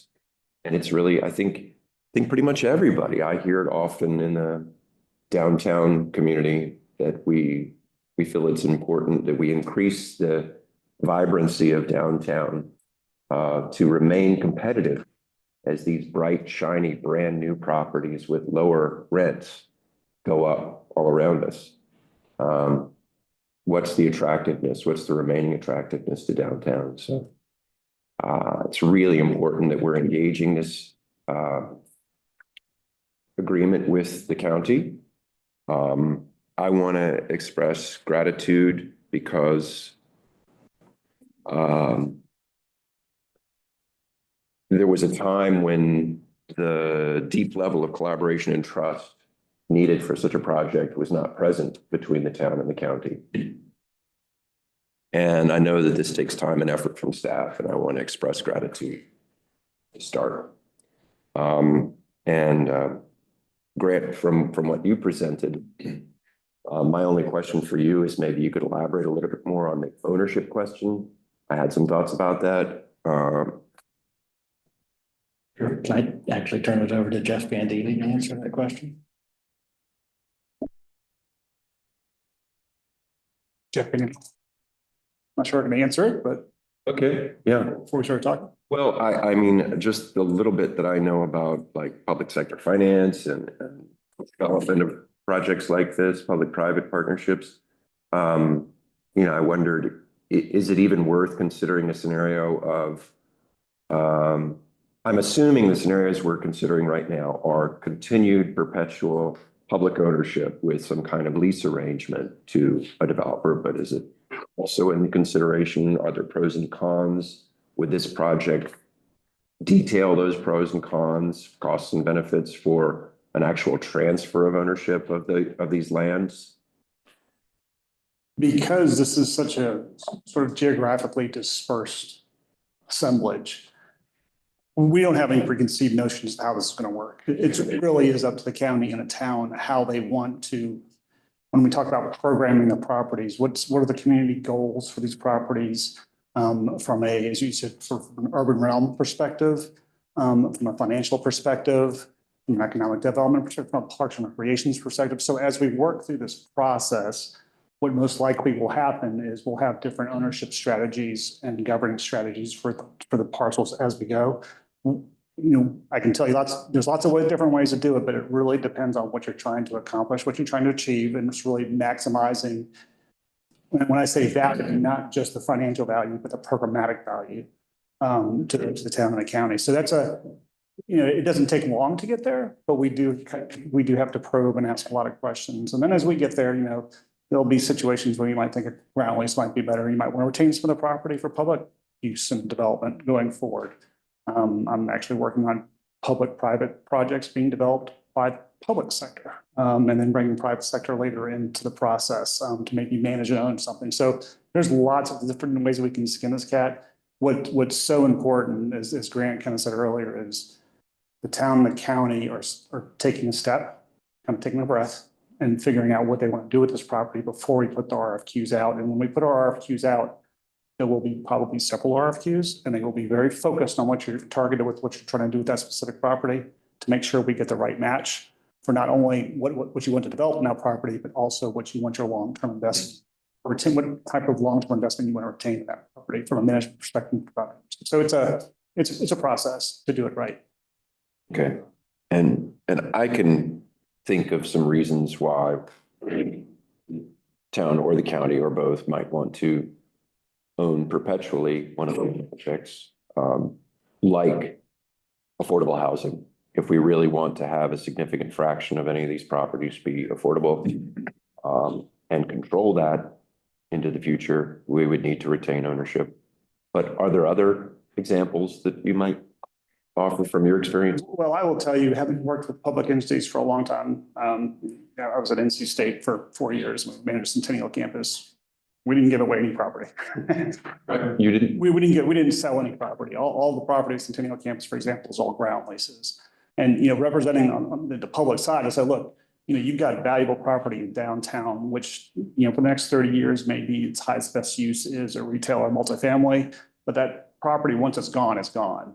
And so I'm always an advocate, or at least have a discussion about, the public keeping that property, because in 100 years, it may be different, and you may need that property back, and it'll be much harder to get it back later than it would be just to keep it and lease it out to begin with. So again, that's a lot of times that's where the conversation really does kind of lean in that direction. But we just want to make sure that you're also not incurring or kind of maintaining liability for a property that you really don't have any interest in keeping even in 100 years. So again, looking at these different properties, I don't know if that answers your question, but. No, I think it does. Yeah, I mean, that's generally how public entities look at these properties. It's a valuable property. Yeah. Thank you.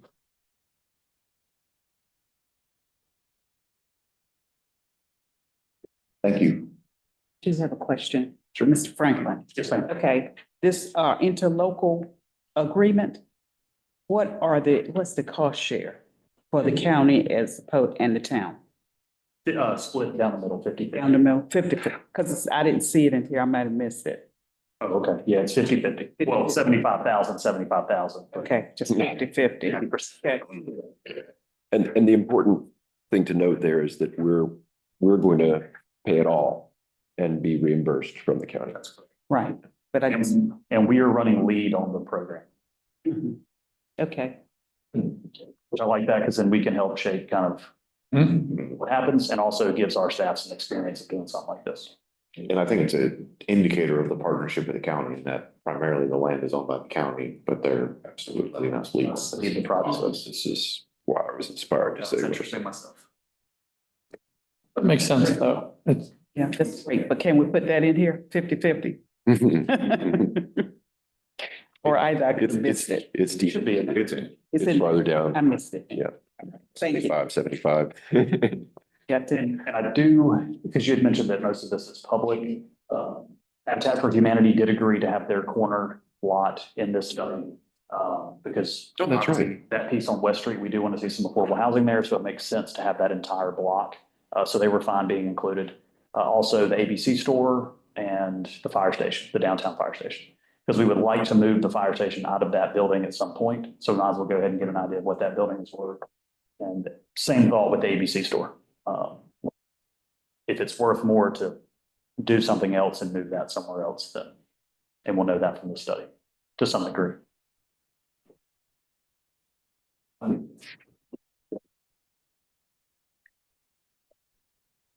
have 3 motions associated with this. So first I'll take a motion to authorize the town manager to execute an ILA with Chatham County for pre-development work in downtown. So moved. Thank you, Commissioner Bonitz. yeah, Second, Commissioner Foley. All those in favor, say aye. Aye.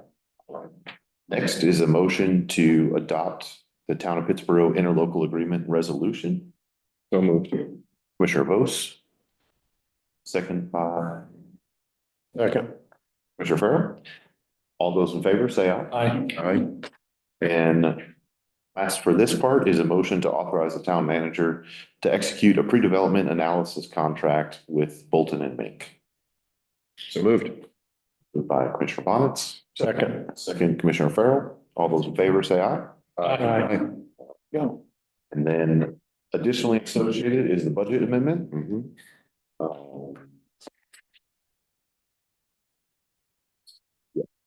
So I'll take a motion to approve the budget amendment for the redevelopment analysis. So moved. Commissioner Bonitz, second, Commissioner Vose, all those in favor? Aye. Any opposed? All right, thank you. I have a question. Is this in the budget, this new budget that you talked, that we just a minute, doing? It is? it is now. We already budgeted our portion, the 75,000. Okay. We've done in a prior budget amendment. This budget amendment is just reflecting the fact that the county is going to be paying us 75,000. Sounds good. Okay. I'll take care of it. Sorry.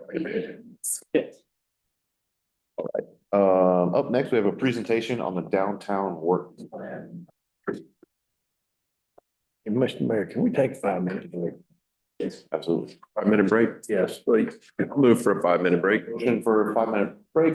Bonitz. Thank you. Second. Second, Commissioner Farrell, all those in favor, stand up. Thank you.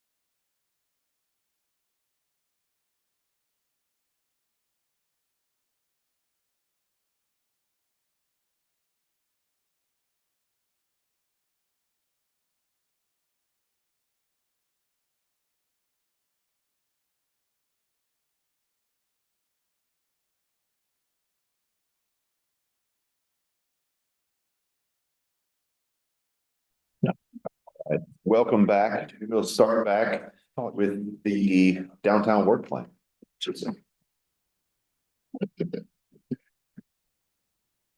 Haven't figured out my full plan on how.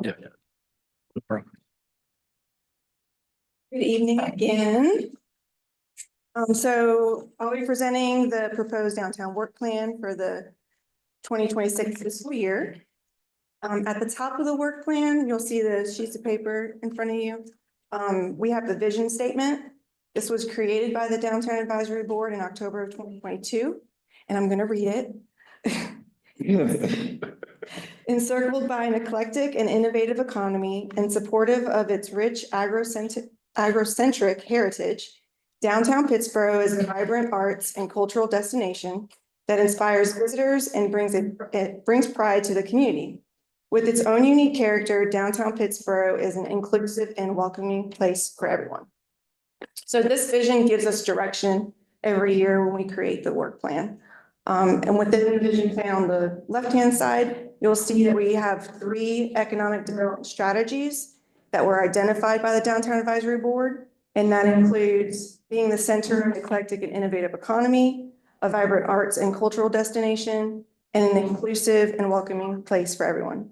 So these 3 economic development strategies are implemented through the 4-point approach, the 4-point Main Street approach.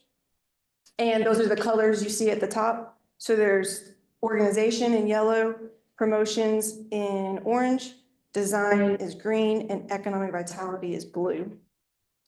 And then the largest section of the work plan is are the action steps. So those are basically all the projects that are listed.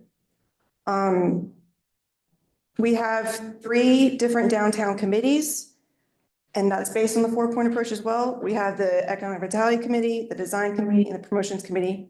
Our Downtown Advisory Board acts as our organization committee. So in the 4-point approach, when it comes together, it creates a balanced approach for downtown economic development. So you really want to see a balance across the board. And there's about 20 action items for each of the committees to focus on this fiscal year. And that's basically how this work gets implemented. There's quite a few projects listed in the work plan, as you can see. And that's only possible because we're hiring a full-time downtown manager. So thank you all for that. It's going to make a huge difference. I'll still be helping out with the Downtown Advisory Board and design and promotions, but I'm going to be focusing more on the economic development of downtown Pittsboro. So under the blue areas where I'm going to be focusing the majority of my time this upcoming fiscal year. So some of the projects include recruiting and retaining businesses downtown, reviewing UDO standards for downtown, helping streamline permits for businesses downtown. So it works out well that I'm in the planning department and have close to 18 years experience in that area. And providing placer data. This is going to help give insights to businesses on consumer foot traffic and behaviors. And finalizing the downtown vision plan. The new downtown manager will be more focused on the day-to-day tasks. So under promotions, that includes social media posts, event coordination, creating downtown brochures, design that includes creating a downtown building inventory, something that I just have not had time to do or finish. Installation of murals and sculptures. So I didn't go through each one individually. I can if you'd like me to. If anyone, anyone has any questions. Point by point. Any questions? I have just one. And the manager Mr. Franklin can explain. Is there a need right now for a downtown full-time 40-hour manager or event coordinator? Yes, sir. And explain, please, why? Well, you have, like she mentioned, multiple committees. You've got is an 18-person board? Yes. I think when I arrived, I was very impressed by how much we were getting done with the Main Street, and that's because you had a full-time person focused on that. Teresa then kind of transferred 50-50 into planning because we were short-staffed in planning and we had a lot of projects coming in that we needed help with. And so we've just kind of seen, I would say, a diminishing return on the Main Street program because we don't have a full-time person devoted to it. I think there's a lot of things that probably could have gotten done if we had more time to focus on it. This downtown manager will be taking some of these afternoon and evening meetings and all this? Yes, sir. And then one thing that we need to do that we have not done in the past is keep minutes and agendas just like we do for this meeting. The agendas and minutes have to be kept for that. So have to put more time and effort into making sure that we're keeping track of all this paperwork that we previously had not been doing. So there's Who is our part-time person now? We do, yes. Who is our part-time person now? Danielle Rose. Sorry? Danielle Rose. Okay, okay. That's what I meant more with this position helping out with the day-to-day tasks. Because even when I was full-time downtown, I was focused on projects and I didn't have as much time for housekeeping. So, you know, that's something Danielle has been helping us with since she started to kind of catch up in that area. His office being the Welcome Center? No, sir. Hers, okay. Main Street, I assume. Her office currently is in the Main Street station. Okay. Okay, thank you. And the Main Street program requires 40 hours. Now, you don't necessarily have to have that all in one person, but they do require 40 hours. Okay, thanks. Yes, sir. Thank you for the question. Thanks. If they were in the Welcome Center. Sorry. I said it would be nice if they were in the Welcome Center. Okay.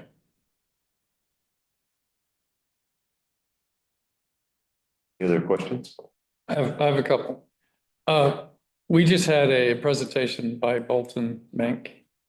Do you foresee any input from these folks, Downtown Business Association, input with them, or you see them working? Do you have a vision of how they'll tie together with feedback? Yes, sir. Jonathan's been discussing with me the plans for that. I'll be involved more on the staff level and then how we'll involve the board as well. Thanks. Where we expect a lot of the input to come from. They'll provide. No doubt. It's kind of where my expertise in planning and love for downtown kind of work together. So, yeah. Exciting. Yeah, stuff. Yeah, it's very good stuff. And Teresa, thank you for this all-in-one handy, all-in-one page. It's a lot to do, and I think it really is important that someone have the focus of just this. I was looking through for something that I think it showed up in a few ways, and I just want to confirm that this is my understanding of it. First, I saw the streetscape item in the bottom right quadrant somewhere. And I think that this refers to the hardscaping and improvements to the backsides of buildings, including walking surfaces and parking and trash and facilities and utilities. And then as I read through some more, I saw, yes, dumpsters and alleyway as discussed, and create alleyway design is mentioned. Sir? And so I'm reassured by that. I think that this was first identified in the 2014 vision. We talked about it before. I understand how very, very massive this project is, because you've got all of those landowners, all those property owners, all those business managers to coordinate with, a lot of cats to herd. And yet I think that it's one of the greatest opportunities that we have the backsides of our main street downtown area. The opportunity is that right now it's got so much room to improve in functionality and appearance, in its usefulness and vibrancy. And so I just wanted to comment on that and touch on it and make sure that I'm seeing the connections there between those dots. Yes, Is sir. that right? I think the streetscape was more, if I remember correctly, coordinating with DOT and town staff and the businesses, making sure the streetscape project next year goes smoothly. Okay, good. Planning to, this is open and not have construction between October and December. That's critical. I think to distinguish the streetscape is the front on Hillsborough Street. Okay. And then, but there is also work on the alleyways separate, but the street, when we talk about the streetscape project, it is the sidewalks, the accessibility. Okay. And so as that design proceeds and what I call hardscaping or improvements, I would like to see that connected with including creative placemaking recommendations for our projects. For the alleyway The design? backsides. Okay. I don't even want to call them alleyways because I think there's so much potential there for those to be vibrant public spaces that are not just where we store trash and receive deliveries. So especially on the west side of downtown, it's so big, so wide open. There really is tremendous potential for that to be a vibrant area. So. And that all works out because it's in design. Exactly. It'll be the same group working together on all those items. And I hope that's a shared vision. Oh, for sure. Yes. We had money in the budget for next year to work on some designs, but that was one of the items that got cut to get the budget down. But it is in our mind that once the streetscape project is either starting or close to being finished, we then look at what is the next piece of downtown that we go and design. Is that the alleyways or the back areas? Is that Salisbury Street? You know, what part of downtown do we then want to focus on next? And that way we can keep the ball rolling. Got it. Thank you.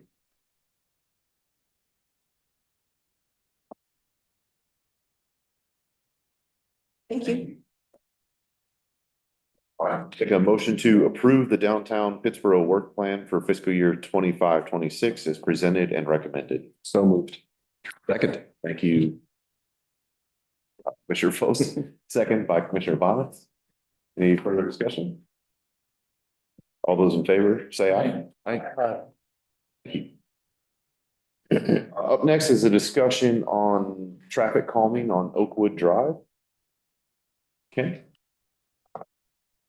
Good evening, Mayor, members of the board. So I guess I'll start out saying this project has a long track.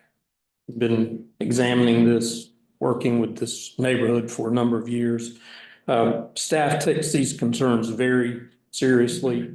They're not dismissive in any way. Because the one thing for certain is the concerns are valid. The people who live on the street in that regard are experts of whether there's a concern or not. Our task and goal has been is determining the degree of the concern or the degree of the problem. So that's largely what the police department's speed studies has been related to, going back, I think, 2021 up through just a few weeks ago. There have been 6 speed studies conducted on Oakwood Drive using a variety of equipment, primarily a covert radar box that's mounted up, post-mounted. One of the speed studies did use a front-facing radar sign to measure the speeds. And so recently, at the board's request, 2 additional studies were completed in April of 2025 by the police department, and those results were reviewed and evaluated by the police department. The chief wrote a memo about the results of that, which was in your packet. A couple of things from those studies. We did see a somewhat surprising volume of traffic. If you look at the counts, so for instance, these last 2 studies that were taken, there were 570 and 709 total vehicles counted during the 3 or 4 day period. So we were somewhat surprised at the number of vehicles traveling. The outcomes related to speed were, the findings were that primarily the vehicles were staying within the posted speed limit, which is 25 miles per hour. There was some variation found. However, the variation was limited to under 30 miles per hour. Kind of paraphrasing from the chief's memo, the feeling there is that, there can be some variation in speed above the speed limit just to driver not being attentive and not with, quote, an intent to speed. And so that was taken into consideration in reviewing the speed data. And at this point, as we review the data, compare it to our policy, we think it's reasonable to continue to educate and do direct enforcement to try to continue to mitigate speeding concerns on Oakwood Drive. We did request a quote from a paving contractor. If a decision were made to install speed humps as a calming device, they are quoted at $6,500 per installation. For the length of the street, we would need probably three speed humps. So we'd be essentially $20,000 to do that. We certainly have qualifying petitions. The street is eligible for speed calming per our policy. But as I said, we think at this point, continuing to do education and direct enforcement is a reasonable approach, while at the same time reviewing our policy. One thing that you find in some municipal traffic calming policies is a more prescriptive criteria for the speed results. Ours is a little more subjective, which I think is good, can be good. But that may be an area for the future that we examine the policy for further enhancements. But our goal as staff is to work toward all cars following the speed limit on our residential streets. So happy to answer any questions you have.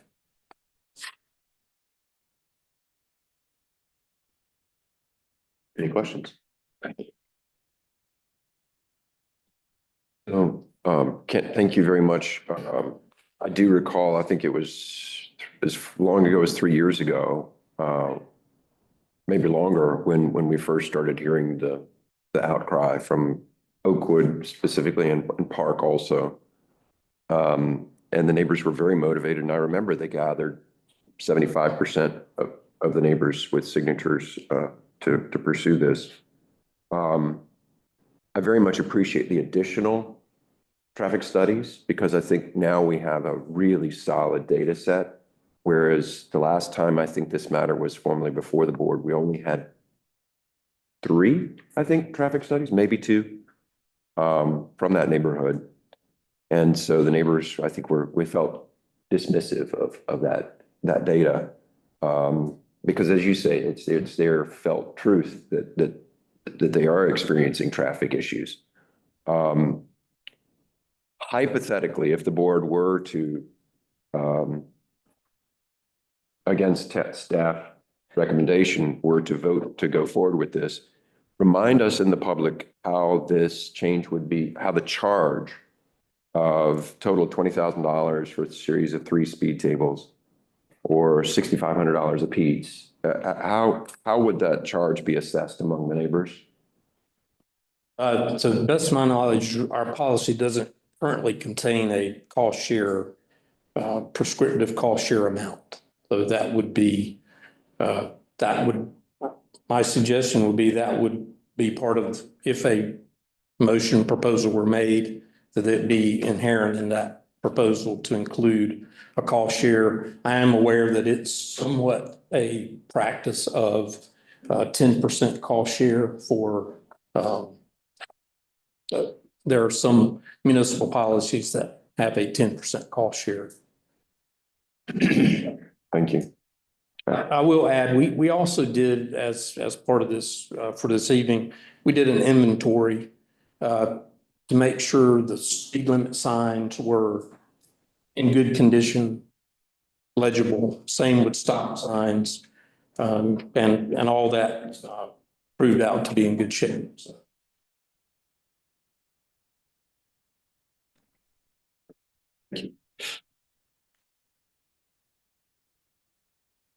Thank you. Up next, we have the Climate Action Plan Vision Statement and Framework. Jen?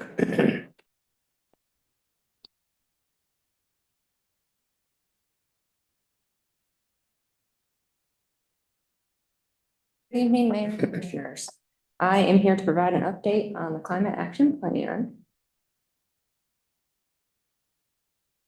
So the first thing that we've prepared is the we've prepared the vision statement and framework for, we're hoping that the board will approve it tonight. So the first thing is the vision statement.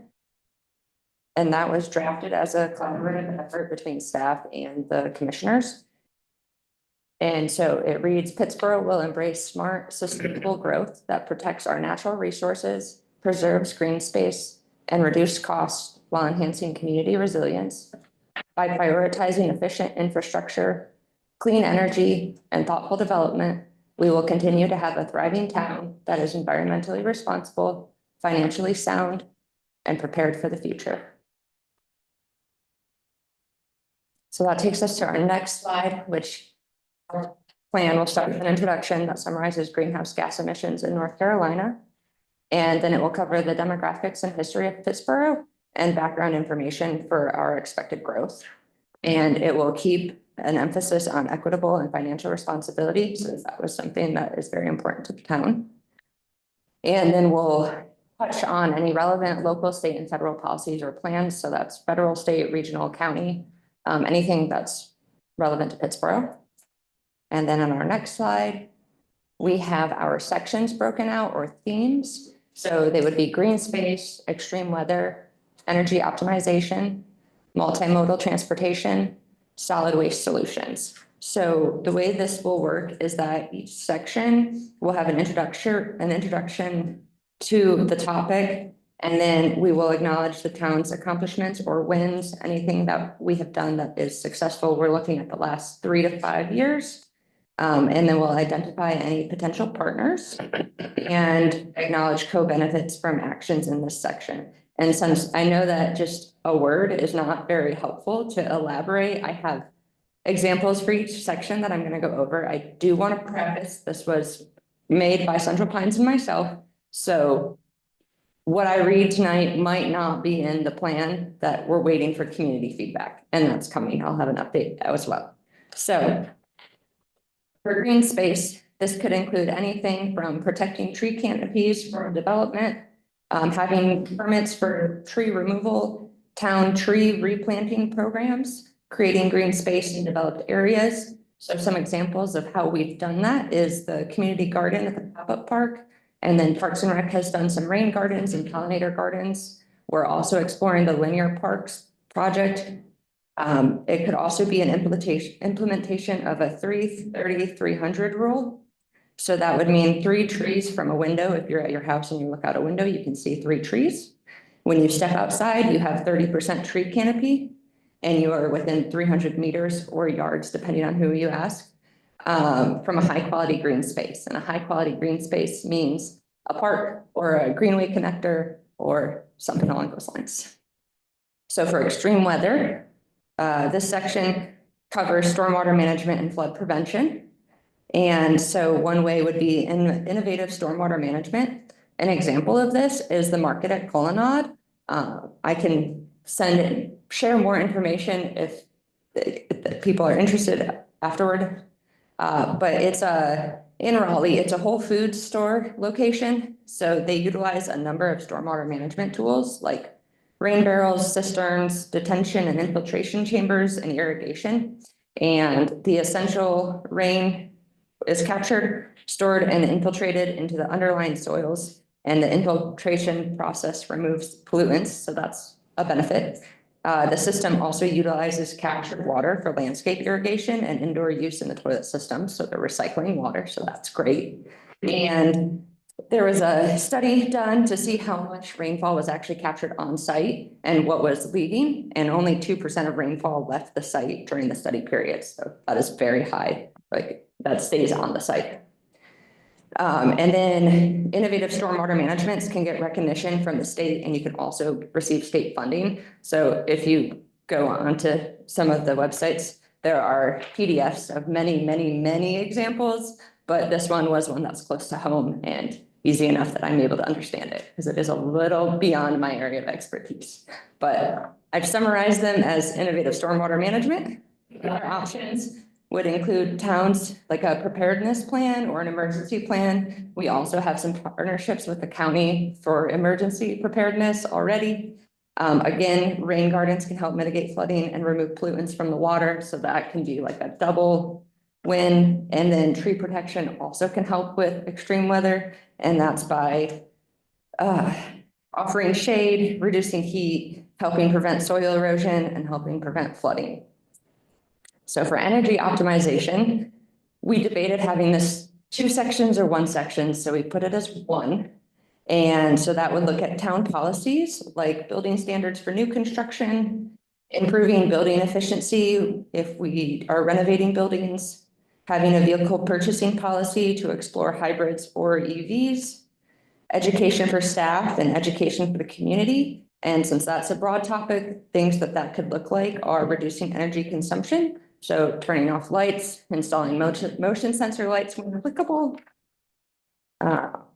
reducing carbon and water footprints. So there's a lot of trends going on too that I'm going to talk about are like meatless Mondays. Most people don't realize how much water is used in the meat industry, from raising animals to having the packaged product at the store. But about 1,850 gallons of water are needed to produce a single pound of beef. So it's just educating staff and residents on things like this can go a long way. Thrifting is another example. It's a sustainable alternative to the fast fashion industry, and it diverts clothing from landfills and reduces water consumption and carbon emissions. One example, to create a cotton t-shirt, you can end up using about 700 gallons of water. It's a whole, lots of areas we could go with this.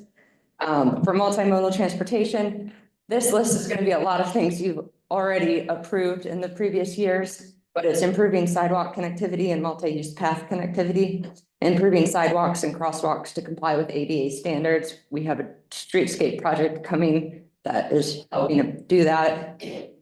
Implementing public transportation that's scaled appropriately to town growth, creating safe biking routes, educating community on safe walking and biking routes, which is something that we're working on creating. The city of Raleigh has an interactive biking app. While we're a ways from that, Chatham County has a static bike map of routes. And so that's more what we're looking at producing.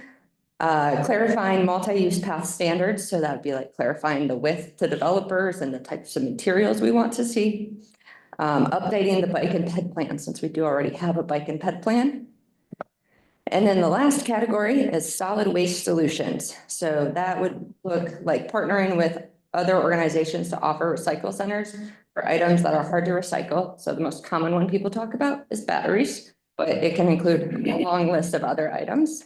And then again, education can be a big one here. And that can be education on composting, recycling, food waste reduction. In larger cities, they will offer food that has not expired yet, but can no longer be sold due to federal regulations at a discounted rate, or they will donate it to local shelters. So education on options to reduce food waste, and then avoiding one-time use products or finding alternatives to single-use plastic. So we will take our themes and present them at our community meetings and get as much public input as we can. And from there, we will make a list of recommended actions for each section. So then on our next slide, we will have each section or theme evaluated with a table that looks something like this. And so each table will identify, they'll rank the actions and then they'll identify the level of investment, authority, and co-benefits. So to run you through an example of what that looks like, if we wanted to increase the tree canopy by doing a town replanting program, we could benefit, like one area that could benefit from replanting trees is the US 64 bypass by Powell Place. You can see the residential units from US 64. And so if we replanted trees, it would cost the town money because we would have to buy them and plant them. So we would have some authority because we're paying for it. But it's N.C.G.S prior property, so they would have more authority since they're property owners. And then co-benefits that we would see from that project would be increasing the green space and vegetative buffer between the highway and the residential areas. So that would help reduce noise pollution, improve air quality, increase public safety, and improve public health. And that would also help with extreme weather by making the area more resilient by reducing flood and erosion impacts. So then the next section of our plan will be community feedback. We have 2 public meetings scheduled. We are working on the survey and brainstorming the most effective ways to get the word out and hopefully get people to take it. We are currently coordinating with Chatham County, and we are exploring other potential partnerships in the area. And then our next section of the plan is operationalizing the plan. And so that's going to determine, that's where we determine how to measure progress, what town policy recommendations we make, since that was something that the board asked for, how we want to collect data, report progress, and then you will identify recommended partnerships and funding strategies. So the examples that most often come to mind would be grants or budgeting. And then that takes us to our next steps. So these are the dates of our 2 community meetings. They are a little bit of ways away, but we wanted to make sure that we got the board approval on the vision statement and framework before we had our community meeting. And we wanted to make sure that we still have a month to properly advertise and promote our meetings because we want to have a really good turnout. Caitlin and I are very excited. So those are the meetings. And then on our next slide, we have an updated timeline. So initiate took a little longer just because of the logistics and the legality components. We needed a budget amendment, and then we had to have the contracts signed, and then we needed the proper notice to do the workshop. So it kind of pushed us out a little farther. So then Assess is running into July solely because the community meetings are happening that last week of June. So it's going to just barely go into July. And then we are anticipating having a draft brought to the board in August or September, and then having the final one come back for approval in September or October.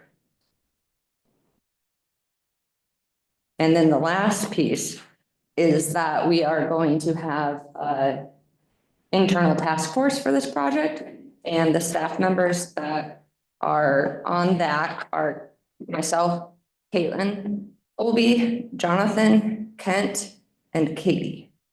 And so we are asking that the board appoints a liaison committee member for us. So that is the language you'll find in my memo.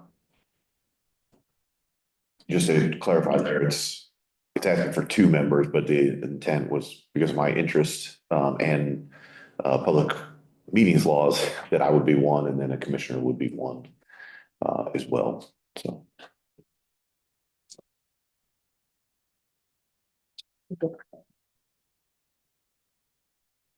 Would you take questions? Yes, sir. Okay.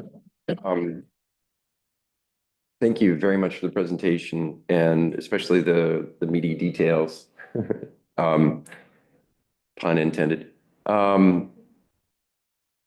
I will share that I think the vision is solid. I am a tiny bit concerned. One of the major concerns that I had hoped would be embodied in a vision statement that this board would approve is about land use. and the changes of land use that we're about to see and experience. And I had phrased that specific phrase as prioritizing people over sprawl. And I recognize that that's a very, that's a kind of confrontational statement. But I do think that sprawl deprioritizes us as humans and prioritizes cars above humans and infrastructure for the cars. So just that statement, prioritizing people over sprawl. Do you have thoughts in response to that about how that might be threaded through your work? Well, just initially, I think that like thoughtful development is where we were trying to capture that. I know with the vision statement, we wanted to keep it broader to fit the like wants and needs of the community, and we didn't want to tie ourselves to like weather, flooding, like, so we were trying to go a little broader.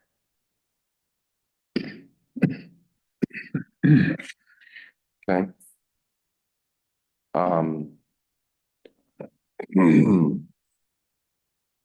And so then as I think about the 5 different areas of focus for the development of the climate action plan, I'm afraid that it's just going to get lost because green space and multimodal transportation are really the main areas where land use comes to bear.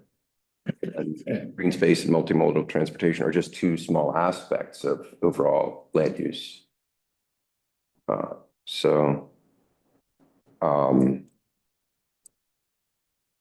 Would staff be open to adding land use as a 6th work area, or?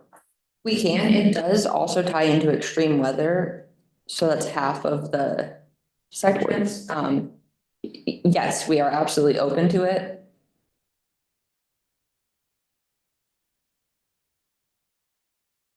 Others have concerns or thoughts? I have a question. For this to be a document that's powerful, it should be planned to be able to be changed on a yearly basis, reassessed every year. Reassessment is probably the key, because where we are today is not where we're going to be 5 years from now. So I would suggest that be part of the plan, that you verbally, or you write it down.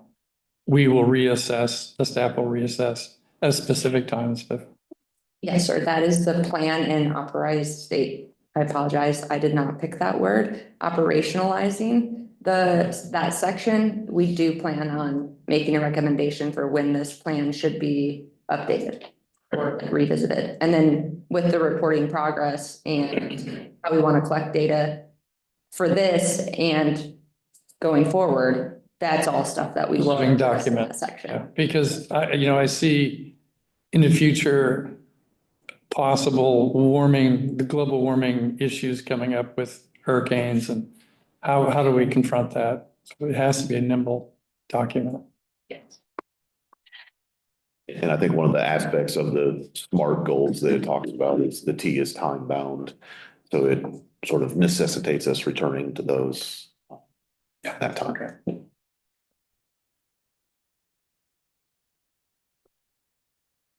So just circling back to the land use question,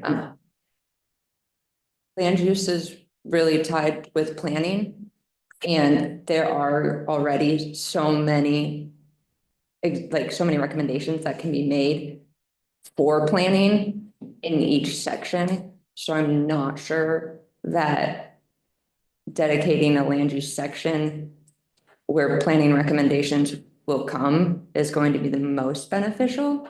But if that is what the board would like to see, we want to deliver what you want.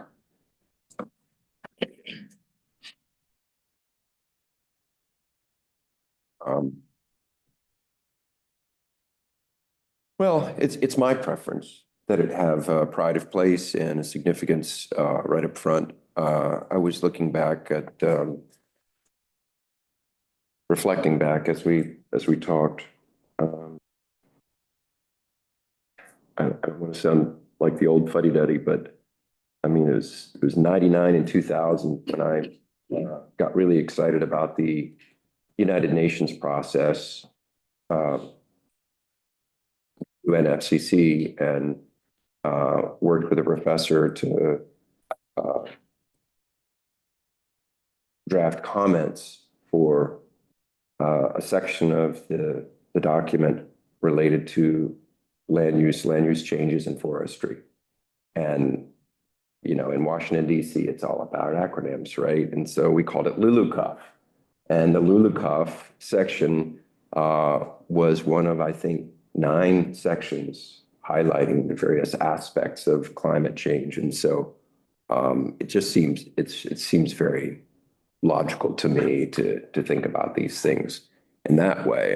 And so in that, I think of green space and transportation as rather subsets of land use and land use changes in planning. Transportation. Right. You know, yeah, well, transportation, yeah, is parallel to land use, of course.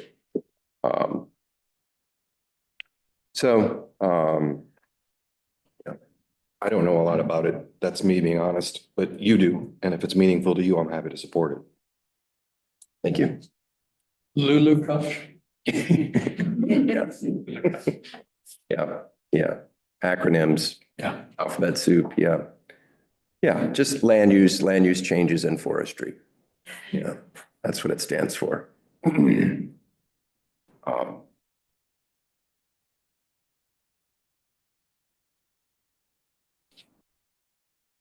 Well, rather than adding to the complexity, maybe we could have the first section, green space, but be both land use and green space. It's kind of says one and the same thing, but I just like to make sure that We did have verbs before the themes or sections, but we went around and around and around and around and realized we were in the weeds, and that's not what was important at this moment in time. The theme is the important part, so we can absolutely add land use and green space, or green space and land use. Thank you. I appreciate that. Yeah. Well, land use to me is what we're about right now. That's the tension. That's the tension. As we grow. So, yeah, I think it spells it out pretty well. Land use. I agree.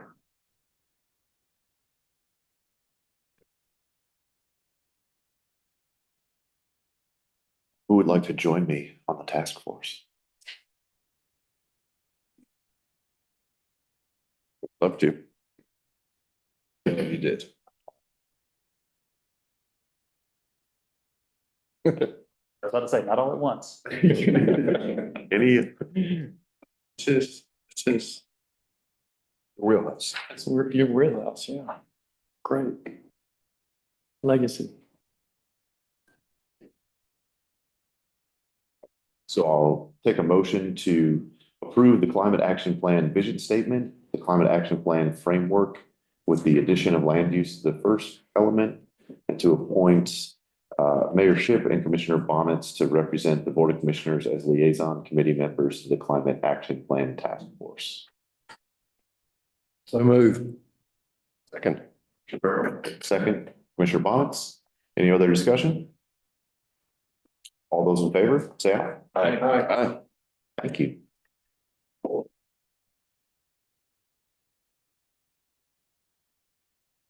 Okay, up next, we have a closed session. So I'll take a motion to enter into closed session pursuant to N.C.G.S. 143-318-11A3 to consult with the town attorney to protect the attorney-client privilege.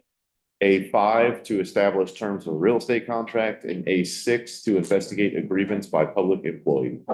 So moved. Commissioner Vose. Second, Commissioner Foley. All those in favor? Aye. Aye. Any opposed? We're voting right now. All those in favor? Aye. Aye. Any opposed? All right, thank you.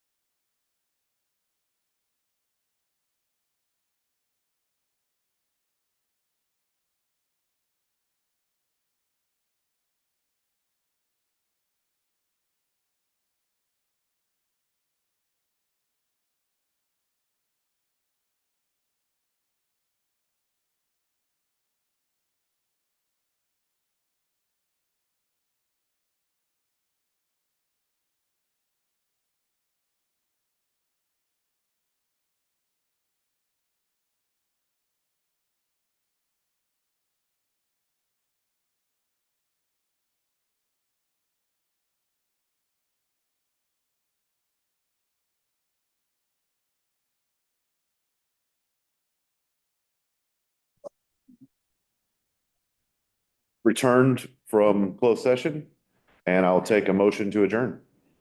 Moved. Bonitz, second. Second. Vose, all in favor? Aye.